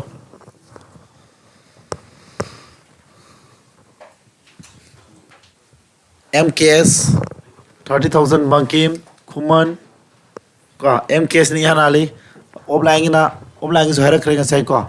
ꯀꯔꯤꯕꯁꯦ 8 ꯃꯟꯁꯤ ꯀꯩꯅꯣ ꯆꯍꯤ ꯅꯠꯇ꯭ꯔꯣ ꯆꯍꯤ ꯀꯌꯥꯕ ꯆꯍꯤ 1.5 ꯅꯠꯇ꯭ꯔꯣ ꯑꯗꯣ ꯆꯍꯤꯗ ꯑꯣꯟꯗ ꯌꯥꯔꯣꯏꯁꯦ ꯁꯦꯟꯗꯣꯏ ꯀꯥꯕꯁꯤ ꯆꯍꯤꯗ ꯀꯥꯏ ꯍꯥꯏꯕ ꯅꯠꯇ꯭ꯔꯣ ꯄꯔ ꯑꯦꯅꯝ ꯍꯥꯏꯁꯦ ꯑꯗꯣ ꯃꯟꯁꯤꯁꯨ ꯌꯦꯔꯗ ꯑꯣꯟꯒꯦ ꯍꯥꯏꯔꯗꯤ ꯀꯅꯥ ꯍꯦꯟ ꯇꯥꯔꯦ 12 ꯌꯦꯜꯂꯗꯤ ꯌꯦꯔ ꯑꯣꯜꯂꯕꯁꯦ ꯑꯗꯨꯗꯤ ꯀꯌꯥ ꯇꯥꯔꯦ 3 ꯀꯌꯥ 3/2 ꯇꯥꯔꯕ ꯑꯗꯨ ꯇꯥꯔꯗꯤ ꯀꯩꯅꯣ ꯑꯩꯈꯣꯏ ꯄꯨꯊꯣꯛꯇꯣꯏ SI ꯄꯨꯊꯣꯛꯇꯣꯏ ꯅꯠꯇ꯭ꯔꯣ SI ꯄꯨꯊꯣꯛꯀꯦꯗꯤ P R ꯗꯤ ꯀꯌꯥꯅꯣ 20 ꯇꯥꯏꯝꯗꯤ ꯀꯌꯥꯅꯣ 3/2 ꯑꯩꯈꯣꯏ 100 ꯂꯥꯛꯀꯗ꯭ꯔꯥ ꯁꯤ ꯄꯔꯁꯦꯟꯇꯦꯖ ꯁꯤꯃꯣꯟꯁꯦ ꯑꯩꯈꯣꯏ ꯁꯤꯖꯤꯟꯅꯈꯤꯗꯕꯅꯤꯅ 100 ꯂꯥꯛꯑꯅꯤꯀꯣ 100ꯗꯨ ꯁꯤꯗ ꯍꯥꯞꯇ ꯌꯥꯗꯦ ꯍꯥꯏꯕ ꯂꯩꯇꯦ ꯁꯣꯝꯗ ꯍꯥꯞꯄꯁꯨ ꯀꯥꯏꯗꯦ ꯌꯥꯔꯦꯀꯣ ꯒ꯭ꯌꯥꯟ ꯇꯥꯍꯧꯕ꯭ꯔꯣ 0ꯅꯤ 2ꯅ ꯀꯥꯗꯤ 10 ꯑꯗꯨ ꯇꯥꯔꯗꯤ 3ꯗ 0 ꯑꯍꯨꯝ ꯅꯞꯄꯅꯤ ꯗꯤ ꯁꯤꯁ ꯑꯟꯁꯔ ꯆꯨꯝꯃꯦ ꯂꯣꯏꯅ ꯀꯣ ꯑꯣꯐꯂꯥꯏꯟꯒꯤꯁꯨ ꯑꯆꯨꯝꯕ ꯑꯃ ꯍꯥꯟꯅ ꯍꯥꯏꯔꯛꯑꯦ ꯑꯔꯖꯨꯟ 36,000ꯗꯨꯗꯤ ꯀꯩꯅꯣ ꯄꯨꯊꯣꯛꯏ ꯄꯩꯁꯥꯗꯤ ꯆꯥꯎ ꯍꯦꯟꯈ꯭ꯔꯦ ꯅꯪꯒꯤꯗꯨꯗꯤ 36,000 ꯂꯥꯜꯂꯗ꯭ꯔꯣ ꯀꯣ ꯁꯂꯥꯝ ꯊꯣꯏꯕꯁꯤꯡ ꯌꯥꯝ ꯍꯩꯔꯦ ꯅꯦꯛꯁ ꯑꯃꯨꯛ ꯇꯧꯁꯤ ꯌꯥꯔꯣ ꯃꯌꯥꯝ ꯒ꯭ꯌꯥꯟ ꯇꯥꯍꯧꯗꯕ꯭ꯔꯣ ꯑꯩꯈꯣꯏꯅ ꯊꯥꯗ ꯄꯤꯔꯝꯕꯁꯤ ꯀꯩꯒꯤ ꯆꯍꯤ ꯑꯣꯟꯊꯣꯛꯏꯅꯣ ꯑꯩ ꯉꯁꯥꯏ ꯍꯥꯏꯕꯁꯦ ꯁꯦꯟꯗꯣꯏ ꯀꯥꯔꯤꯅ ꯆꯍꯤꯗ ꯑꯗꯒꯤ ꯄꯤꯔꯝꯃꯤꯕ ꯇꯥꯏꯝꯁꯤꯅ ꯊꯥꯗ ꯑꯗꯨꯗꯤ ꯑꯪꯀꯗꯣ ꯍꯣꯠꯄꯗ ꯂꯥꯟꯒꯅꯤ ꯀꯛꯅꯕ ꯌꯥꯔꯣꯏ ꯌꯨꯅꯤꯠ ꯃꯥꯟꯅꯗ꯭ꯔꯗꯤ ꯀꯛꯄ ꯌꯥꯗꯦ ꯌꯨꯅꯤꯠ ꯃꯥꯟꯅꯍꯜꯂꯣ ꯁꯤ ꯆꯍꯤꯗ ꯑꯣꯏꯕꯅꯤ ꯁꯤ ꯆꯍꯤꯗ ꯑꯣꯟꯊꯣꯛꯑꯕ ꯊꯥ 53ꯁꯦ ꯆꯍꯤꯗ ꯑꯣꯟꯒꯦ ꯍꯥꯏꯇꯥꯔꯗꯤ ꯀꯩꯗꯧ ꯇꯥꯔꯦ ꯆꯍꯤꯗ ꯑꯣꯟꯒꯦ ꯍꯥꯏꯔꯗꯤ ꯀꯅꯥ ꯌꯦꯟꯅꯤꯕ 12ꯅ ꯌꯦꯟꯅꯤꯕ ꯀꯩꯒꯤꯅꯣ ꯁꯦ ꯏꯔꯥꯏ ꯂꯥꯏꯕ ꯄ꯭ꯔꯃꯥꯟ ꯑꯃ ꯇꯧꯒꯦ ꯑꯩꯅ ꯊꯥ 39ꯅꯦꯕ ꯄꯤꯔꯝꯃꯤꯁꯤ ꯊꯥ 39 ꯆꯍꯤꯗ ꯑꯣꯜꯂꯗꯤ ꯀꯌꯥ ꯃꯥꯟꯅꯩ ꯊꯥ 39ꯁꯦ ꯆꯍꯤ ꯀꯌꯥꯅꯣ 1 ꯏꯌꯔ ꯅꯠꯇ꯭ꯔꯣ ꯁꯤ ꯀꯃꯥꯏꯅ ꯇꯥꯔꯛꯏꯅꯣ ꯑꯩꯅ ꯉꯁꯥꯏ ꯀꯔꯤ ꯍꯥꯏ ꯃꯟꯗꯨ ꯏꯌꯔꯗ ꯑꯣꯟꯒꯦ ꯍꯥꯏꯔꯗꯤ ꯀꯅꯥꯅ ꯍꯥꯟꯅ ꯂꯩꯔꯝꯃꯤ ꯚꯦꯂꯨꯗꯨ ꯃꯟꯗꯨ ꯏꯌꯔꯗ ꯑꯣꯟꯒꯦ ꯍꯥꯏꯇꯥꯔꯗꯤ ꯍꯥꯟꯅ ꯂꯩꯔꯝꯃꯤꯗꯨ ꯀꯅꯥ ꯌꯦꯟꯅꯦꯕ 12ꯅ ꯌꯦꯟꯅꯗꯣꯏꯅꯦ ꯑꯗꯨꯒ ꯏꯌꯔ ꯑꯣꯜꯂꯅꯤ ꯑꯗꯨ ꯀꯌꯥ ꯇꯥꯔꯦ ꯀꯛꯊꯠꯅꯗꯤ 1 ꯇꯥꯗꯕ꯭ꯔꯥ 1 ꯏꯌꯔ ꯌꯥꯔꯦꯀꯣ ꯑꯗꯨꯗꯤ ꯑꯩꯅ ꯆꯍꯤꯗ ꯑꯣꯟꯒꯦ ꯍꯥꯏꯇꯥꯔꯒꯗꯤ ꯃꯟꯗꯒꯤ ꯏꯌꯔꯗ ꯑꯣꯟꯒꯦ ꯍꯥꯏꯇꯥꯔꯗꯤ 12ꯅ ꯌꯦꯜꯂꯦ ꯍꯥꯏꯗꯣ ꯑꯗꯨꯒꯤꯅꯦꯕ ꯆꯨꯝꯃꯦꯅ ꯂꯩꯔꯦꯗꯅ ꯁꯦ ꯅꯦꯛꯁ ꯍꯥꯏꯅꯔꯣ ꯑꯃꯨꯛ ꯂꯨꯄꯥ 10,000 ꯔꯦꯠꯅ 10% ꯄꯔ ꯑꯦꯅꯝ ꯑꯍꯥꯟꯕ ꯆꯍꯤꯅꯤꯅ 10% ꯀꯥꯔꯤ ꯀꯣ 20% ꯐꯣꯔ ꯗ ꯅꯦꯛꯁ 3 years ꯆꯍꯤ 5ꯁꯤꯒꯤ SI ꯄꯨꯊꯣꯛ ꯇꯧꯔꯣ ꯍꯟꯕ ꯇꯥꯅꯣ ꯀꯌꯥ ꯇꯥꯅꯤ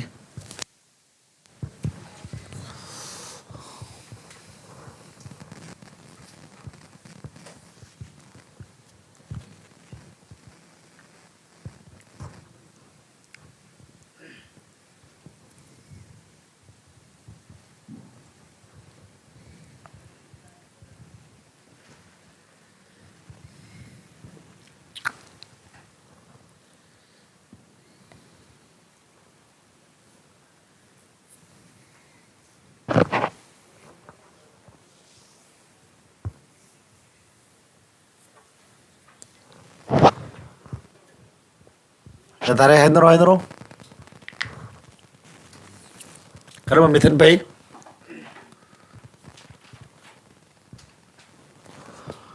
MKS kuman na ihan haling asai degi ko MKS kuman 8000 yengu bayam ko siam thu no ka daw ni ka mai hotui ba sindu ji 10% kari si sahi kya gino sahi ni gi natro sahi ni de puna kya tani 20% taroidra amuna kari rate percent du 20% kai ba si sahi kya gi mathangi sahi hongi natra adu puna kya tara 60% taraba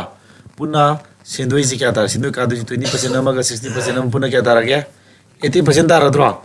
therefore simply the ratio 80% of kari p ni haida ne sa takra du di 80% di 80 by 100 natro op ar op 3 2 20 p di no 0 ni ka thon ro kya tara sa et 0 hum la ne me very easy with the sig trick sing jeng sai takra natro method kudimak lai ta ki de ne sai class number question number 1 da ha se retu kya tha hai retu kya no sai to gi do retu si 10% say only 30% sin SIG 30% P tawgram natro adama retu ta pujin thokiba natra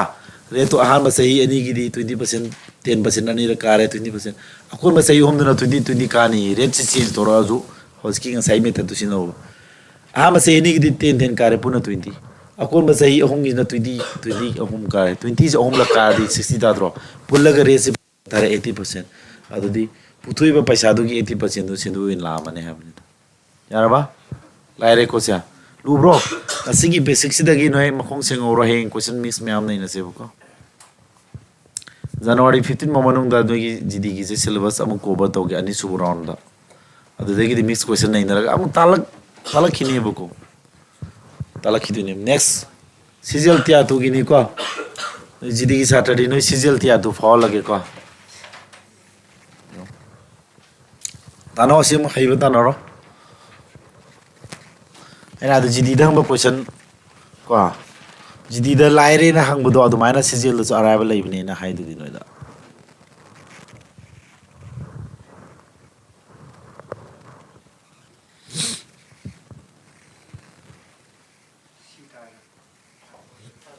kya ama hibi moni na tai di live class ke mu hero offline ke mu jam here moi songam phamaji loi hari ni live class hero 1 day live 30 days break Rabo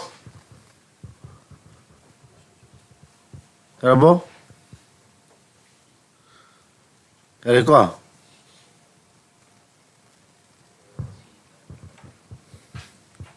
making ni somya ruhit ki a Rabo Basa adu simple pa lising kya ro lising trying to se gi sindu ji kya ba 15% ka bana tro 3 ata di sindu kare se kya no me 15% na tro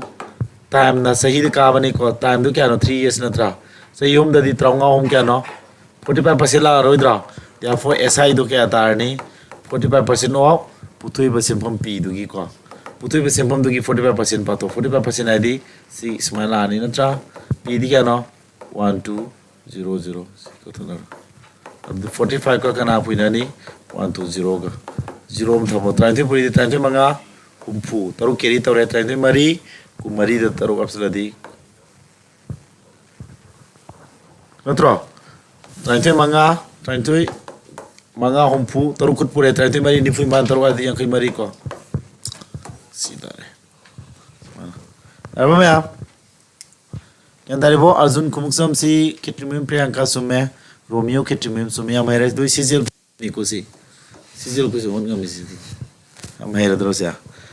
ena da sijil da so araiba do mang mane habani da ko am mahinare sidi sijil gi tier 1 question am lo how much simple in the rupees 6000 earned in 21 months to thaze ꯊꯥ ꯄꯤꯔꯝꯕꯁꯤ ꯆꯍꯤ ꯑꯣꯟꯊꯣꯛꯄꯒꯤ ꯉꯁꯥꯏ ꯌꯥꯎꯈ꯭ꯔꯕꯅꯤ ꯑꯝꯇ ꯇꯧꯁꯦ ꯍꯥꯏꯔꯣ ꯊꯨꯕ ꯍꯟꯕ ꯇꯥꯟꯅꯁꯦ live ꯕꯁꯦꯁ offline ꯀꯣ live ꯕꯁꯦꯁ offline ꯃꯌꯥꯝ ꯀꯣ ꯌꯦꯡꯉꯣ ꯃꯌꯥꯝ ꯍꯥꯏꯕ ꯇꯥꯟꯅꯁꯦ ꯁꯤꯖꯦꯜ ꯇꯤꯌꯥꯔ 1ꯒꯤꯅꯤꯀꯣ ꯖꯤꯗꯤꯒꯤ ꯀ꯭ꯂꯥꯁꯅꯤ ꯃꯌꯥꯝ ꯑꯩꯈꯣꯏꯅ ꯇꯧꯔꯤꯁꯤ ꯖꯤꯗꯤ ꯀ꯭ꯂꯥꯁ ꯑꯣꯏꯔꯒꯁꯨ ꯁꯤꯒꯤ ꯇꯤꯌꯥꯔ 1ꯗ ꯍꯪꯉꯤꯕ ꯁꯤꯖꯦꯜꯒꯤ ꯀꯣ ꯀꯣꯏꯁꯟꯁꯤ ꯖꯤꯗꯤꯗꯁꯨ ꯍꯪꯕ ꯌꯥꯕ ꯑꯣꯏꯕꯒꯤꯅꯤ ꯑꯩꯈꯣꯏ ꯅꯩꯅꯔꯤꯁꯤ ꯍꯥꯏꯕ ꯃꯌꯥꯝ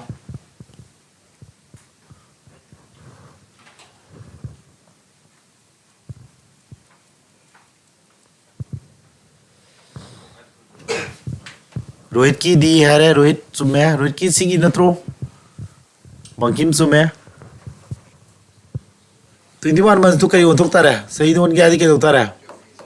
12 ने एंदे हम नत्रो ಅದು क्या तारा ओम क्या मरी ओम क्या 7 by 4 तारे को ये ಅದು तारी ऐसा इक्वल टू p r आदि 8% पक्का 100 यावगद्रा ꯉꯁꯥꯏ ꯁꯤ ꯆꯦꯟꯖ ꯇꯧꯈꯤꯗ꯭ꯔꯦꯀꯣ ꯁꯤ ꯆꯦꯟꯖ ꯇꯧꯗꯕ ꯍꯥꯏꯅ ꯌꯥꯎꯅꯤꯀꯣ ꯇꯥꯏꯝꯗꯤ ꯌꯥꯎꯅꯤ ꯌꯥꯎꯔꯣꯏ ꯌꯥꯎꯒꯗ꯭ꯔꯅꯦ ꯌꯥꯎꯅꯤ ꯃꯨꯟꯅ ꯇꯧ ꯑꯩꯅ ꯉꯁꯥꯏ ꯍꯥꯏꯕꯗꯨ ꯁꯤꯒꯤ ꯄꯔꯁꯦꯟꯇꯦꯖꯁꯤ ꯊꯨꯒꯥꯏꯗ ꯇꯥꯔꯒꯗꯤ ꯁꯤ 100 ꯌꯥꯎꯅꯤ ꯉꯁꯥꯏ ꯍꯥꯏꯈ꯭ꯔꯦꯀꯣ ꯀꯛꯊꯠꯅꯔꯣ ꯃꯔꯤ ꯀꯥꯗꯤ ꯑꯅꯤ ꯇꯥꯔꯕ ꯑꯗꯨꯗꯤ 60 ꯏꯟꯇꯨ 2 ꯏꯟꯇꯨ ꯀꯌꯥ 7 ꯅꯠꯇ꯭ꯔꯥ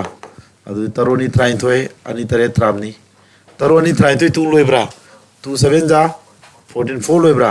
4 लोइबा नंबर हम तारानी 0 मनी नपानी 4 0 लोइबा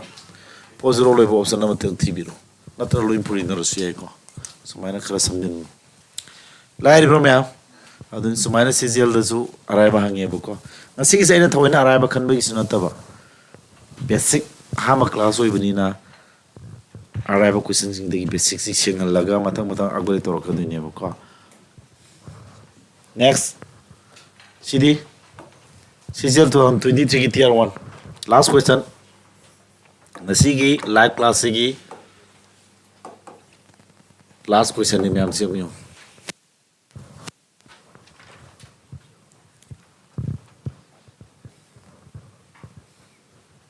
यारबा simple interest on rupees 27,000 at 14 whole 2 by 3% per annum for 8 months Thane पानगी okay no simple interest photo to हालत आना सी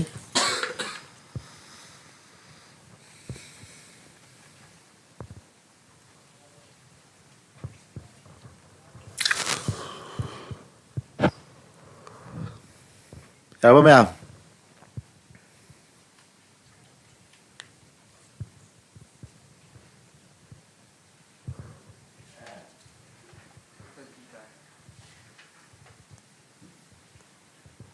क्या बा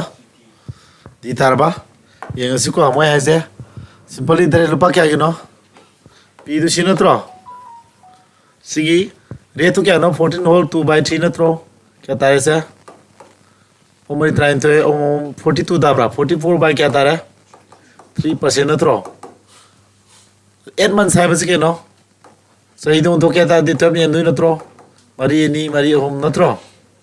ta di ऐसा पुतो कहता है पी ले रहे रेस क्या नो पी दिशी न त्रो रे तो सिरा 44 बाय क्या 300 लाख इधर लाओ इधर लाख इधर ने